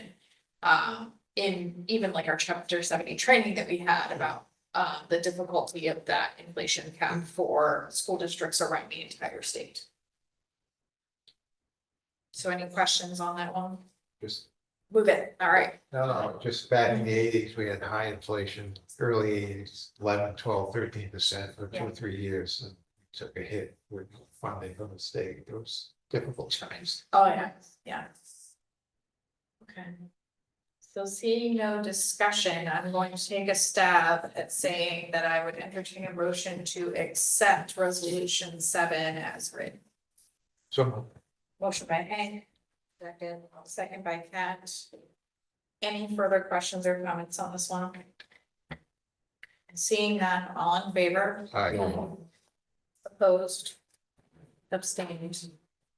And I say yes, so we have unanimously accepted resolution 7. Okay, we have one more in bucket school finance. Resolution number 8, equitable funding for non-regional school districts with high transportation costs. Therefore, be it resolved that the state recognizes the financial challenges faced by many non-regional school districts due to their higher transportation costs and longer routes. The state acknowledges that non-regional school districts should have access to financial support similarly to regional districts when costs are extraordinary. A special fund shall be established to provide financial assistance to non-regional school districts with higher transportation costs. This fund shall be known as the Extraordinary Routes Relief Fund. The funds provided through this program shall be used exclusively to offset transportation costs, including but not limited to the purchase and maintenance of buses, fuel costs, and driver salaries. Eligible non-regional school districts may apply for grants from the Extraordinary Routes Relief Fund to cover a portion of their transportation-related expenses. An oversight committee composed of representatives from the non-regional school districts, regional districts, and the state's education department shall be established to ensure the fair and transparent allocation of funds from the Extraordinary Routes Relief Fund. The state shall conduct an annual review of the effectiveness and impact of this resolution to ensure that non-regional school districts are receiving adequate support to address their transportation challenges. So essentially, so there are some towns within the state of Massachusetts that are very large. And have basically said, okay, hey, state, you provide additional funding support to regional districts that are multi-town. However, we are, I'm gonna say, the same size as a regional district. And so we also have extraordinary transportation costs. We need you to provide additional funding to support our needs, which are similar to regional districts, even though we are not actually a regional district. We are a single town city. Basically physically large. town. Yes, they're physically large, exactly. Yeah, so so this would create a fund that those towns can apply to via grant to get additional reliefs for their transportation costs. Which would be different from the transportation set up for regionals, but would provide them a route towards getting those funds, along with, as you saw, some oversight of how those funds are distributed. So any questions or comments on that one? They always underfund transportation, so, Yeah. yeah. Certainly support. So then I would entertain a motion to accept resolution 8, equitable funding for non-regional school districts with high transportation costs as written. Second. Motion by Pat, second by Sean. Any further discussion? All in favor? Aye. Opposed? Abstained? And I say yes. So we have unanimously accepted resolution 8. Okay, so moving on to the next bucket, vocational and technical school groups. Resolution 9, MSBA grants evaluation for chapter 74. Therefore be it resolved, the Massachusetts Association of School Committees calls upon Massachusetts Legislature and MSBA to create an evaluated tiered system to separately assess the cost of 1, elementary, 2, comprehensive high schools, and 3, vocational, technical, and agricultural schools, resulting to true cost reimbursement for each school category.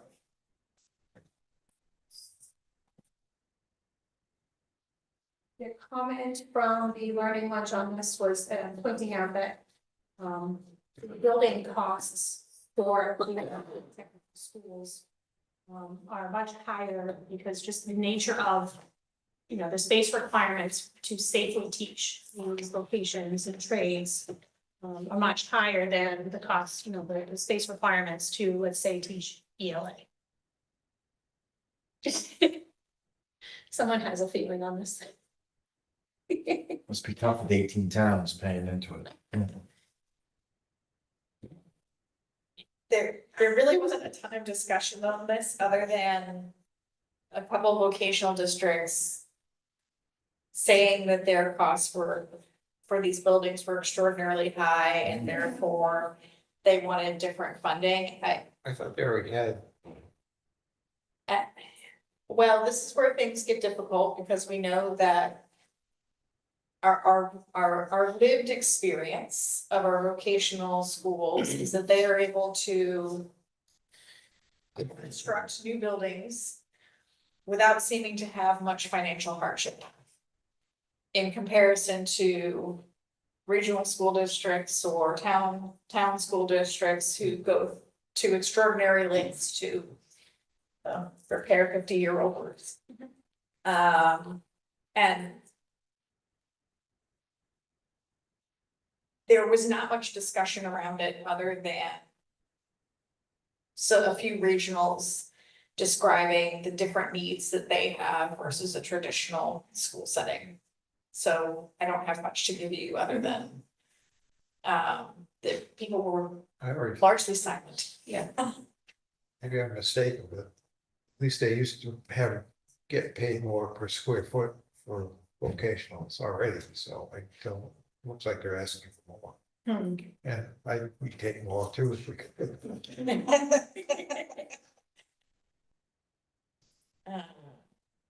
It's interesting that they didn't offer up that information in their whereas, as this was sponsored by Tri-County Regional Vocational Tech.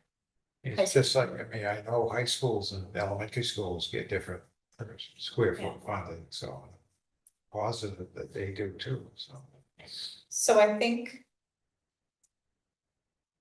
So what I'm hearing is that potentially we want to reject the motion on the basis that no evidence, no data was provided from which to make an educated vote. Mhm. Would that be an appropriate way for me to word the motion? Sure. Okay, so that I would entertain a motion to reject resolution 9 based on the lack of data provided from which to make an educated decision. Motion by Hank, second by Sean, did I get that right? Any discussion? Okay, all in favor? Opposed? Abstained, and I say yes. So we rejected based on the lack of data provided.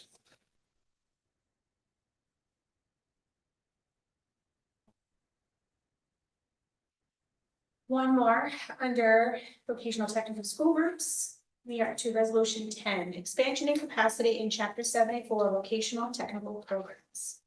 Therefore, be it resolved that the Massachusetts Association of School Committees calls upon the governor and the legislature to support the expansion of capacity at the current chapter 74 schools, and to work with districts that lack access to vocational technical schools to create programs, and be it further resolved that the Massachusetts Association of School Committees calls upon the legislature to convene a special commission to consider changes to the current law and regulation relating to the overall authority of the Massachusetts School Building Authority, alternative overall financing structures, standards for project eligibility, appropriate financial assistance based on the nature of the school and the projects being considered, potential differential requirements for elementary and middle schools, comprehensive high schools, and vocational, technical, and agricultural schools, and other such matters as affects vocational and technical education.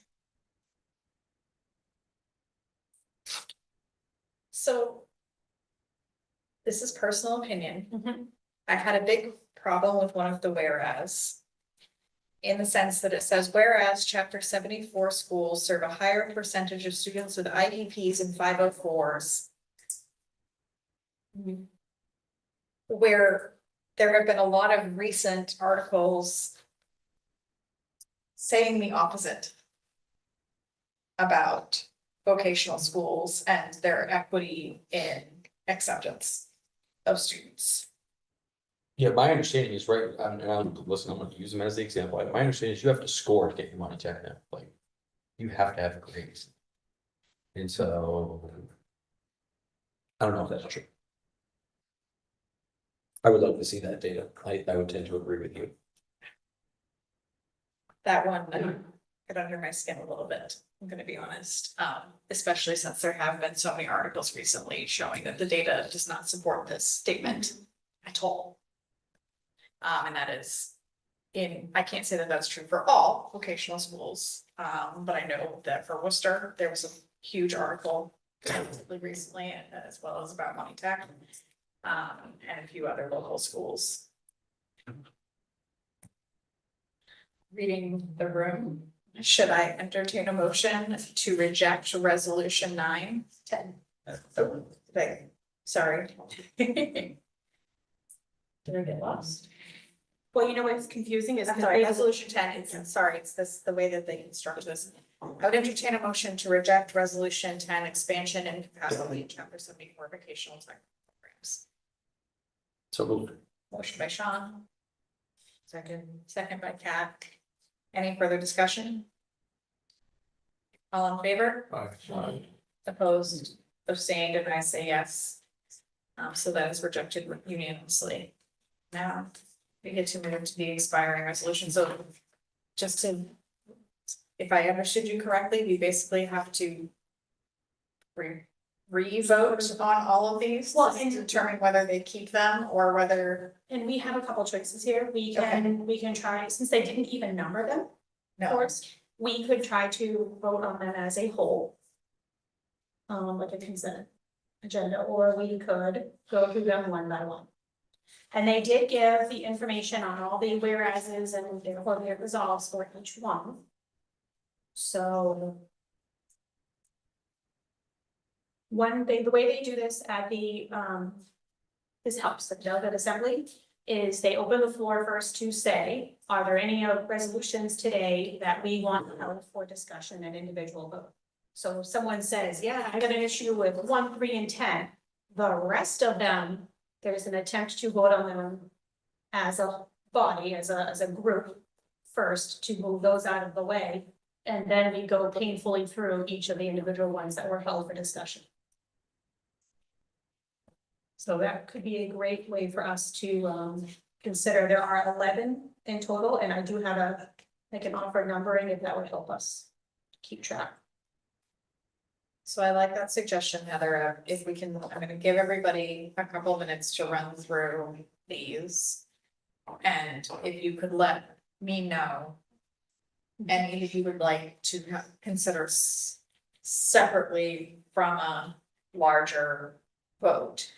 And the way I'm planning to word the larger vote for your reference is that we are going to allow these to expire. So call out any that you wish to discuss distinctly that you would not want to necessarily see expire in terms of things that MASC is advocating for.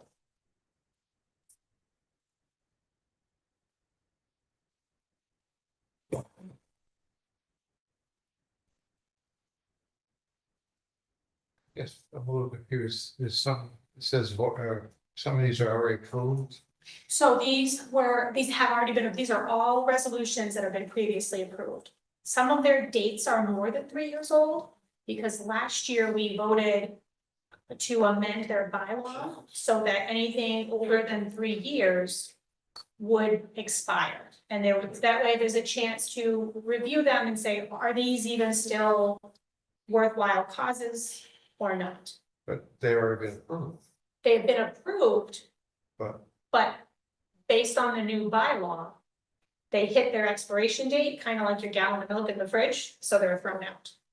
So if we want any of these to remain, we will need to vote on the ones that we want to remain. Or if we're okay with them to be removed.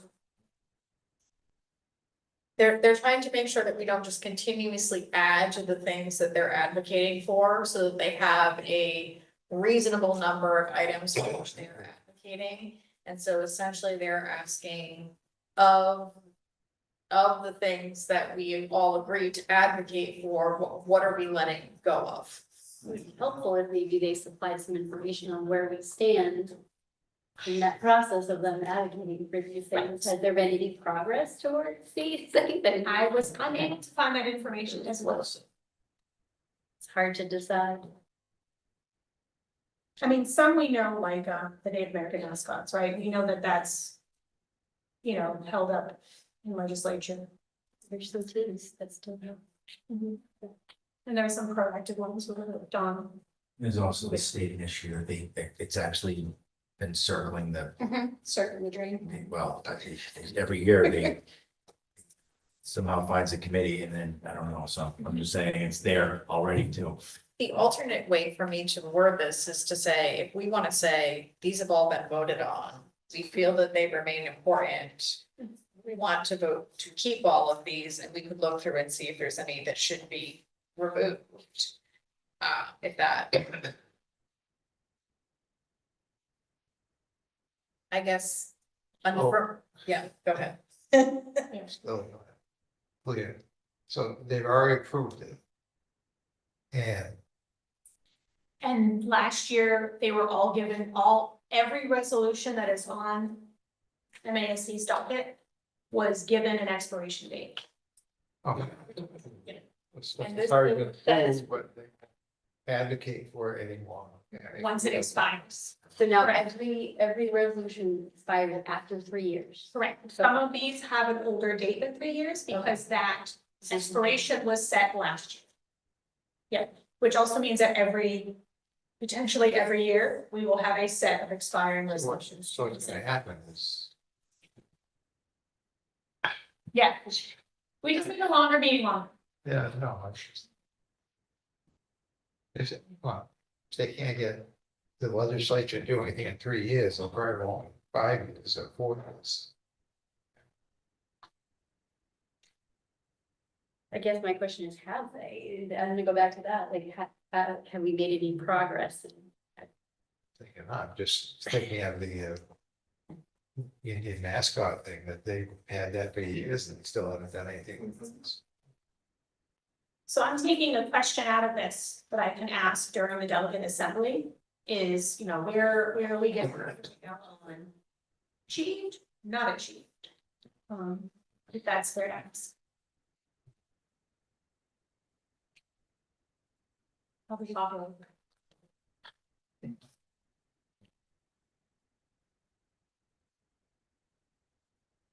Pass over. I was gonna say, I will pass over all this information until we find out what that answer is. So what will happen is, because the delegate assembly only meets once a year, there is no pulling in a special delegate assembly. I forget the number they quoted, of how many delegates are currently registered and signed up. This is going to be a giant school committee meeting of about, I wanna say they said 135 school committee members. From all different districts, from vocational, from regionals, from regular towns and cities, all of us. Are sending a representative, so they're not gonna pull us in for a special meeting. So the larger group will vote on this, most likely one way or the other. Yeah. So if we vote to pass over this, essentially we're saying that it's okay to remove them all. It's the same. We're making the same statement because Heather would therefore excuse herself from all votes. So we would neither be counted as a yes nor no. So I would ask one more time of, are there any in here that folks feel passionate about in terms of, let me phrase this a little differently, because I certainly see topics as I'm running through here of things that I feel passionate about, but are there any in here for which we feel strongly, especially strongly, that MASC needs to remain committed to advocating for based on the prior votes? And unfortunately, they weren't even consistent with their approvals. Sometimes they give you approved, and sometimes they say approved with a 82-9 vote, for example, or a 96-2. I mean, I suppose I can assume that. So when you see a number, it's because either the delegate assembly, asked for a counted vote, or it was like a town meeting where you couldn't tell if they just shouted louder. So the voice vote may have been. Okay, so the numbers don't necessarily mean a whole lot. Correct. Okay. Yeah. Well, it's not helping me. It's not helping you justify it. Yes. Yes. I mean, if the full funding for individuals with disabilities, I feel like that shouldn't always be something that the NRSD should be working on. We should be supporting. So if, do we wanna just have me read through each of them individually, and we can give a vote on the individual? And we put motions on the floor and say yes or no to them, and then go from there. So yeah, when we discuss it before. Okay. Do you want me to read the therefore be results for each one, or is the title? Just the title. Okay. What time? More likely, we already voted. They don't Yeah. have These to four, that. so That's fine. Do you want to read? Yeah, so I would entertain a motion to, how am I wording these? Why don't, for simplicity, what if all of the motions were to accept as written? Okay, and then, And we can vote, if we vote yes, then we are supporting that resolution to stay on the docket. And a no would be that we don't want to, may I see one? okay, I would entertain a motion to accept banning polystyrene from schools. To accept the MASC resolution banning polystyrene from schools. And what you're doing is keep it on the docket, that's what you're saying. So if you vote yes, we're saying to keep it. If you Right. vote no, we're saying to So- remove it. Second. Motion by Sean, second by Kat. Any discussion? Seeing none, all in favor, opposed? Abstained? And I say yes, so that is unanimous. I would entertain a motion to accept the MASC resolution pertaining to educator diversity and professional licensure. Second. Motion by Hank, second by Sean. Any discussion?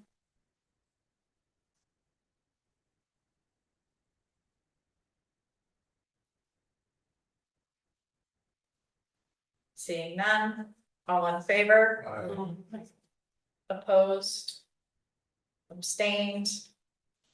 And I say yes, so that is unanimous.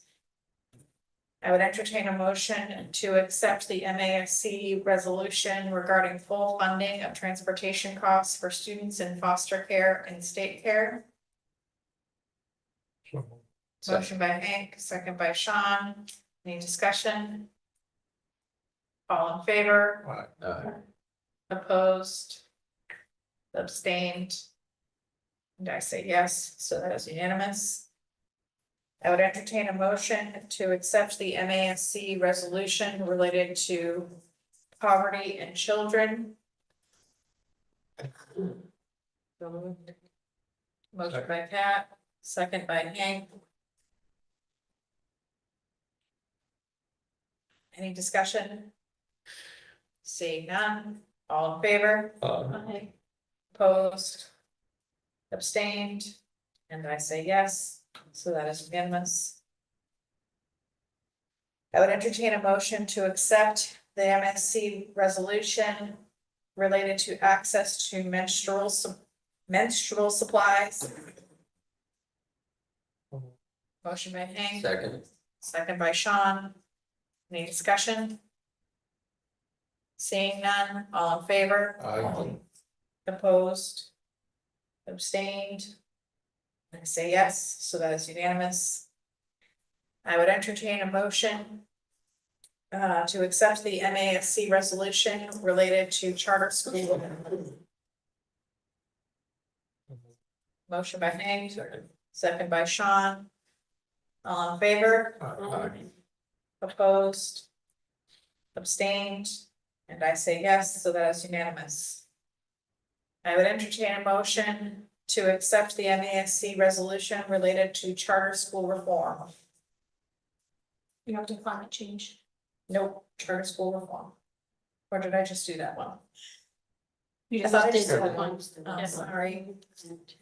I entertain a motion, thank you, to accept the resolution. I think it's the resolution related to climate change. Motion by Hank, second by Kat. Any discussion? All in favor? Opposed? Abstained?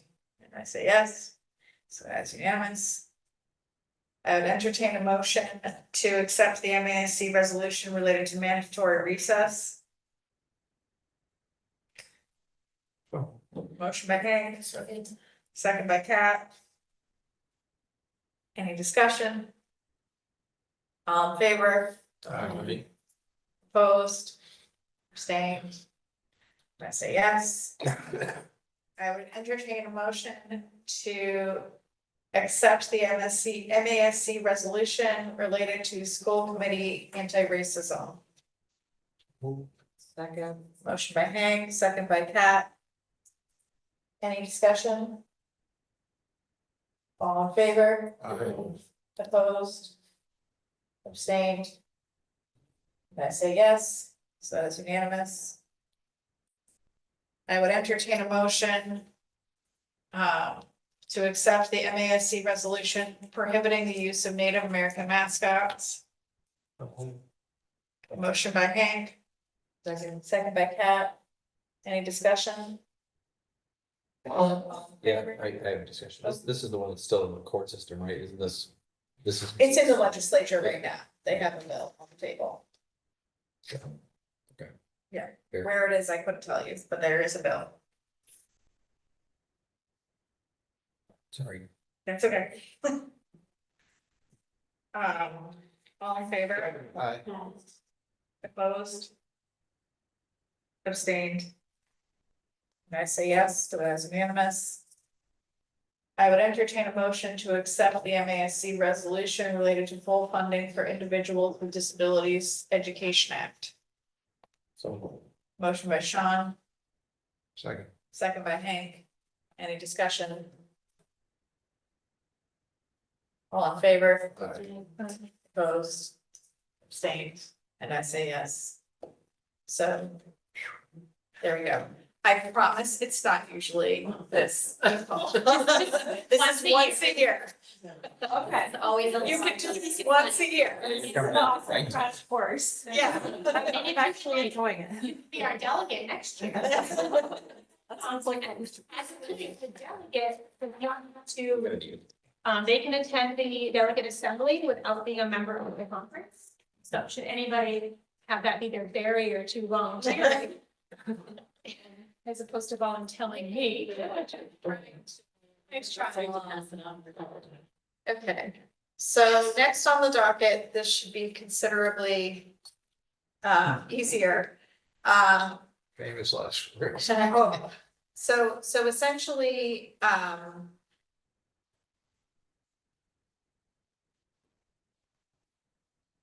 hold on.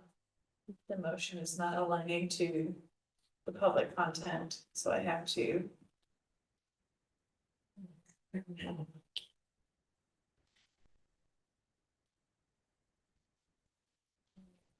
me.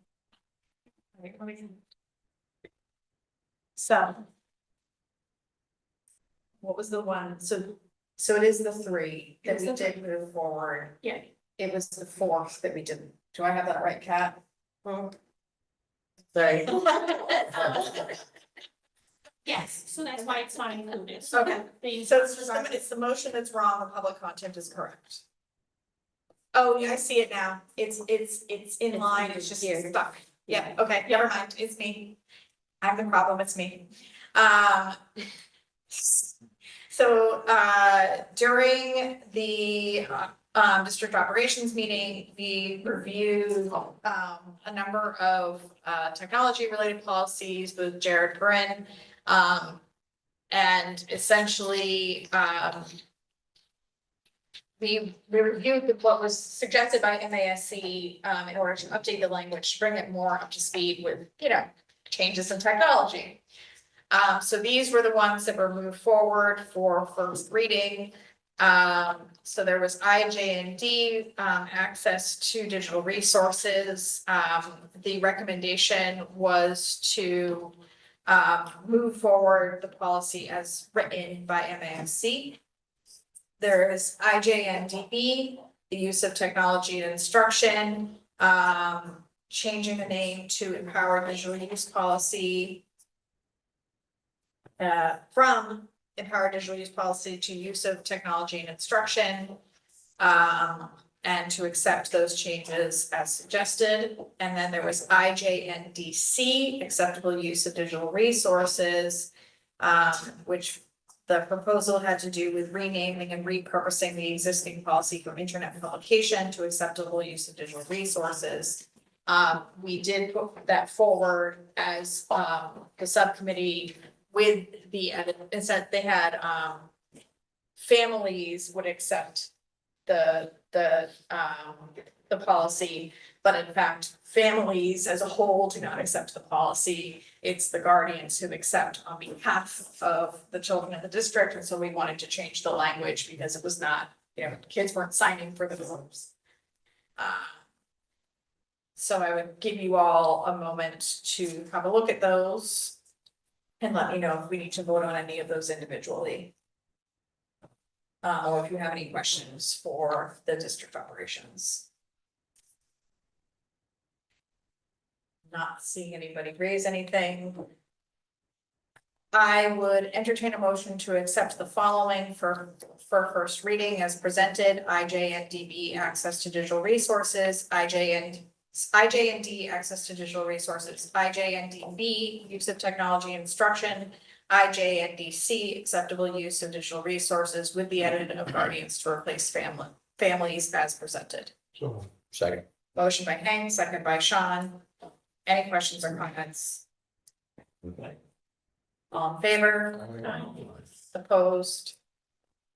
abstained, and I say yes, so that is unanimous. Dr. C. Okay. What's this? Oh, no. No, no. So, just in terms of, again, going in order here, student enrollment, October is here, we now have our total number, which of course is something that we, we really work hard to get and to, so it really affects a lot of things as we move forward. Just a couple of things. I know that you have, some of the reports, but again, looking at where we've been, and where we are, and it's just, again, it's just crazy, honestly, to see that how many, as we drop so many school choice kids, because we're not taking as many in, how balanced our enrollment is because we're taking in so many residents moving in. Just a couple of things, because there's a whole bunch that, could just go on and on and on about, but we only have 4 school choice students for total at Templeton Elementary. You've heard me talk about that a lot. There are 585 kids. The largest class that we have elementary wise is kindergarten. It's 110. That is of 110 kindergartners, that is a lot to start out with. We talk about, really watching the projections, and so we'll see how this all shapes up. But just overall, if I go all the way back to COVID, because I go back to the COVID year because, we don't want to be, thought of as someone baking the numbers, when I go that far back since 21, we are plus, the differential is plus 94 kids. We are 118 kids less school choice wise since FY20. It's 118 kids. We had 249 in FY20. We currently sit at 131. When you look at our total student enrollment, plus and minuses, we're since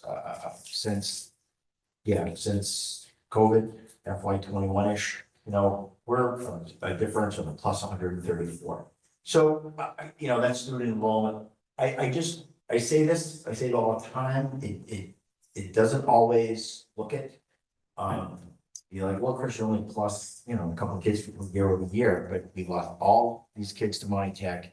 Kids go to different places for high school. We lost all those kids for, school choice, graduated, right? And here we sit plus, plus 11 kids district for residents. And it's going to bear watching over the next couple of years, quite frankly. And it's amazing. And we still have to keep our school choice numbers up to a level in which we are not, basically in the water. So, because we need school choice monies to do a lot of the things that we do, and we have sole staff positions in school choice that were put there many years ago. So it's a balance. It is a balance. It's going to be, we'll see. I think next year will be another big year to see like kindergarten class. If we see another 110 kindergarten, then it's happening. So with that all said, in going into school choice, I want to say that I opened it up in conversation, and I hate this term, but circled back to it. Every year, when we open up school choice, and you did, and we had 7 openings for the 7th grade initially, right? And we put it out there, and 5 folks initially said, yes, please. So we have 2 openings, and generally every September, in September, I'll say, well, look, we have 2 openings. I have X amount of, folks who, were on the list. Can I fill those positions? Because people still call, right? And get a deadline about when they can put in. So right now, what I have is 2 spots. I have 7 students who are on a wait list, right? For the 7th grade.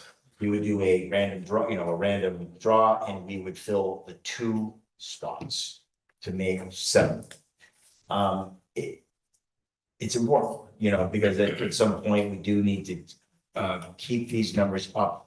Or at least do it what we can. It's a bigger conversation clearly, but what I'm trying to do is just stay with the numbers that we put out there, it must have been August or honestly, I don't remember. It had to be August. I think I've been here since August in this room. So I'm kind of, I'm a little tired. So in any event, what I'm asking the committee obviously is to allow us to do do a randomize, pull the two people and fill the spots that we're authorized. And this is where I had a little bit of a point of confusion, because we already approved these spots. And Dr. C was thinking we needed to revote because we Alice wasn't sure. we're not sure, because we passed whatever date they had communicated as an end date. However, when we voted, we didn't vote on an end date, we simply voted on the amount. And so my feeling was that they were okay to go ahead and fill those two spots because we already approved them as approved. That the date was not part of what we voted on, but I wanted, just in the interest of keeping it transparent and open, wanted to bring to everyone. However, I think everyone is voted out at this point, so I'm not seeing anyone. He wants us to bless it again, how about it? I just want to be transparent before I put this in. Yeah. So someone says, well, they should have done this back in September, and I just did not add it to the conversation. So the way I was, didn't have any concerns, which would necessitate revoting. Okay. Yeah, then I would say you have our blessing. Okay. And you have our remaining vote from when we voted. Just a staffing update, Andrew touched upon it. We are like a lot of districts, and I was at a superintendent's breakfast yesterday morning in Pittsburgh State. I think about 9 or 10 different districts in ELL, special education, et cetera. The state is trying very hard to open up some pathways, which we're excited to hear. We have a call next week, next Wednesday with Pittsburgh State. Wednesday or Thursday, I think it's, I have to check. Yeah. Yes, mid next week. So we got basically a primer to that, and speaking with the Dean of Education, and actually the new president of Pittsburgh State came in and said hello. So there's some couple of very, I think very interesting programs that are coming. The districts that were there, Winchell was there, we were there, Gardner, Air Shirley, and a couple others, and we try to really press upon them that these are wonderful. But what we keep trying to say, folks, is that it's a economy of scale, an issue of economy of scale. I might only have 2 or 3 of these folks, but I need them desperately. And if you're going to contract with districts like Fitchburg, Leominster, and larger, because they have more people to draw from and more paraprofessionals, say, to turn into special education teachers, et cetera, that doesn't help us.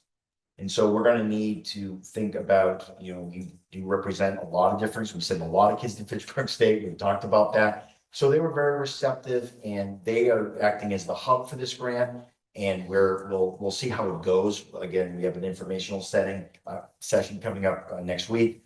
And they actually have one that is very intriguing about just taking folks who don't even have a degree and really kind of using them as like teachers and bringing them up through the process. I don't know how far that'll go, but again, I think the state and others are trying to increase the pipeline.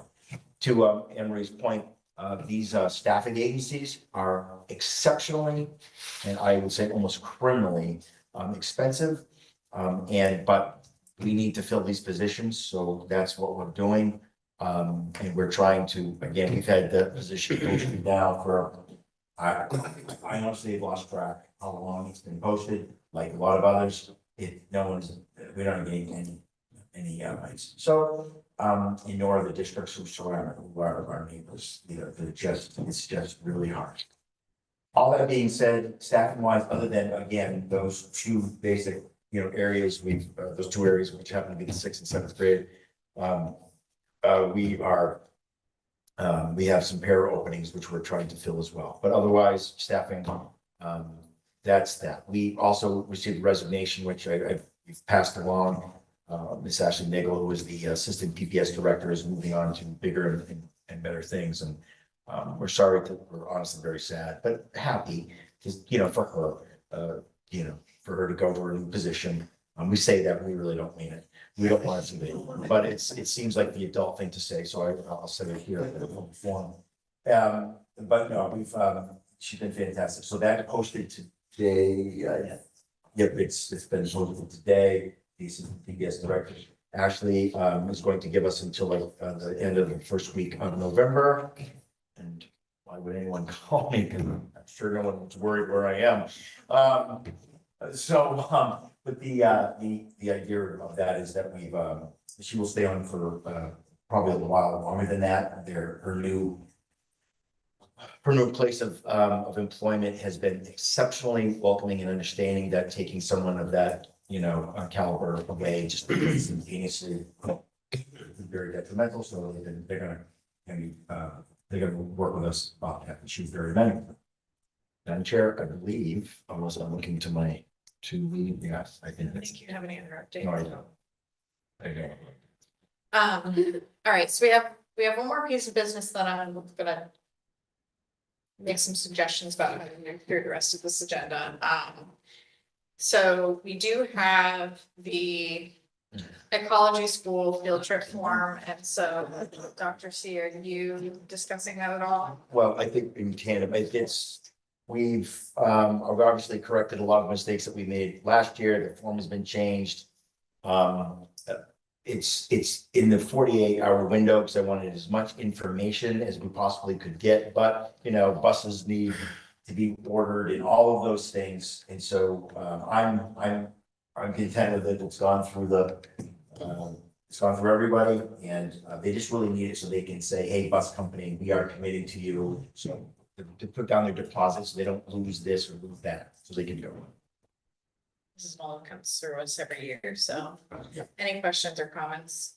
Yeah, my only question is, it says this is due back August 15th, 2024, so is this contract already been accepted? Well, it's not, they are holding on to that, so basically they've given them the notice of, hey, I need to know this week or next week, so we held off as long as we possibly could. They wanted to get, there's a lot of moving parts to that trip. So, yeah, It just.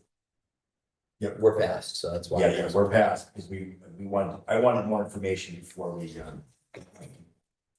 Understood. So I would entertain a motion to approve the out-of-state field trip for grade 7 students to the ecology school in Saco, Maine, to take place from June 9th to 13th, 2025. So moved. Motion by Heather, second by Danielle. And any questions or comments? Seeing none, all in favor? Opposed, abstained, and I say yes. So next would normally come school committee comments and school committee and subcommittee reports. I'm going to suggest that, considering the time and knowing that we do need to have executive session this evening, sorry, bad news, everyone, that we do extra updates next month. So resolutions took so much time. I do have one comment, Okay. Well, finish your speech. You never have a comment, Hank, so now I need to know what your comment is. Just wanted out the passing of my English teacher in high school, Marilyn Navy. She passed, so she's 91, so she had a good life, but She did. she died here a long time, and I believe up in Wichita too, so. Oh, thank you. I'm glad that we paused for that. That's an important. Thank you for bringing that up, Hank. Any other comments? All right, so in terms of subcommittee reports, the only more urgent piece of business here is that I need to take something off of my plate at the moment, and cannot continue to serve as NRSD Student Advisory Council. And so I'm wondering, but since that is a voted in position, I wanted to see if we could get alternate interest in that. I did reach out to Sean to see if he would. Yeah, I just want information about it, and when is it, and what is it, and where am I going? So Mr. Young will absolutely be your guy to let it. there is no regular schedule. Good. It is what you work out with, like, the reason I wanted to make sure this came up is because typically by now, I would have had a meeting with Mr. Young to say, let's figure out what we're going to do this year. But it is up to you and Mr. Young and the the teachers and administrators and, I mean, whoever's in that particular position that's advising the Student Advisory Council to sit together and say, here's what we're going to do. Last year, I did a brief session on what makes up a school budget. They got to ask questions. Where there was also some work on when would voting for school government selections take place and that sort of thing. But I don't want that to go by the wayside. It is fully within yours and Mr. Young's control as to how many sessions you have, but it is an opportunity to connect with the students beyond our student rep that sits here at the table with us, and to engage with them. So is there by any chance that you are interested in that? Yeah, I mean, I'll take that on. Okay, so I would entertain a motion to change our liaison for the NRSD Student Advisory Council, myself, Jennifer Smith, over to Sean Case. So, Motion by Hank. Second by Kat. All in favor? Opposed? Abstained? And I say yes, so that is unanimous, and thank you. Is there any other urgent subcommittee business that we need to go over? Is everyone okay with? Excellent. There's no correspondence. Our next meeting is Thursday, November 21st at 5:30 p.m. And since we do need executive session, I would entertain a motion to enter into an executive session as per Mass General Law, Chapter 30A, Section 21A, for reason number 3, to discuss strategy with respect to collective bargaining or litigation with the UFCW and or the NDEA, if an open meeting may have a detrimental effect on the bargaining or litigating position of the public body and the chair so declares. The meeting will not return into open session immediately following. It's gonna go. Not- Maybe a Yeah. little. Hank, yeah. Sean, Kat. Yeah. Danielle. Aye. And I say yes, so. Made the motions, I didn't hear the. Well, that's what I was waiting for, so nobody actually made the motion. We all sorry. Motion by Hank. Second. Okay. Second by Sean. Now we retroactively look at this. And we're all in favor. So the next is ended. Thank you to those of you who attended. And we are very excited to welcome you into our group again. I promise not like this. It was like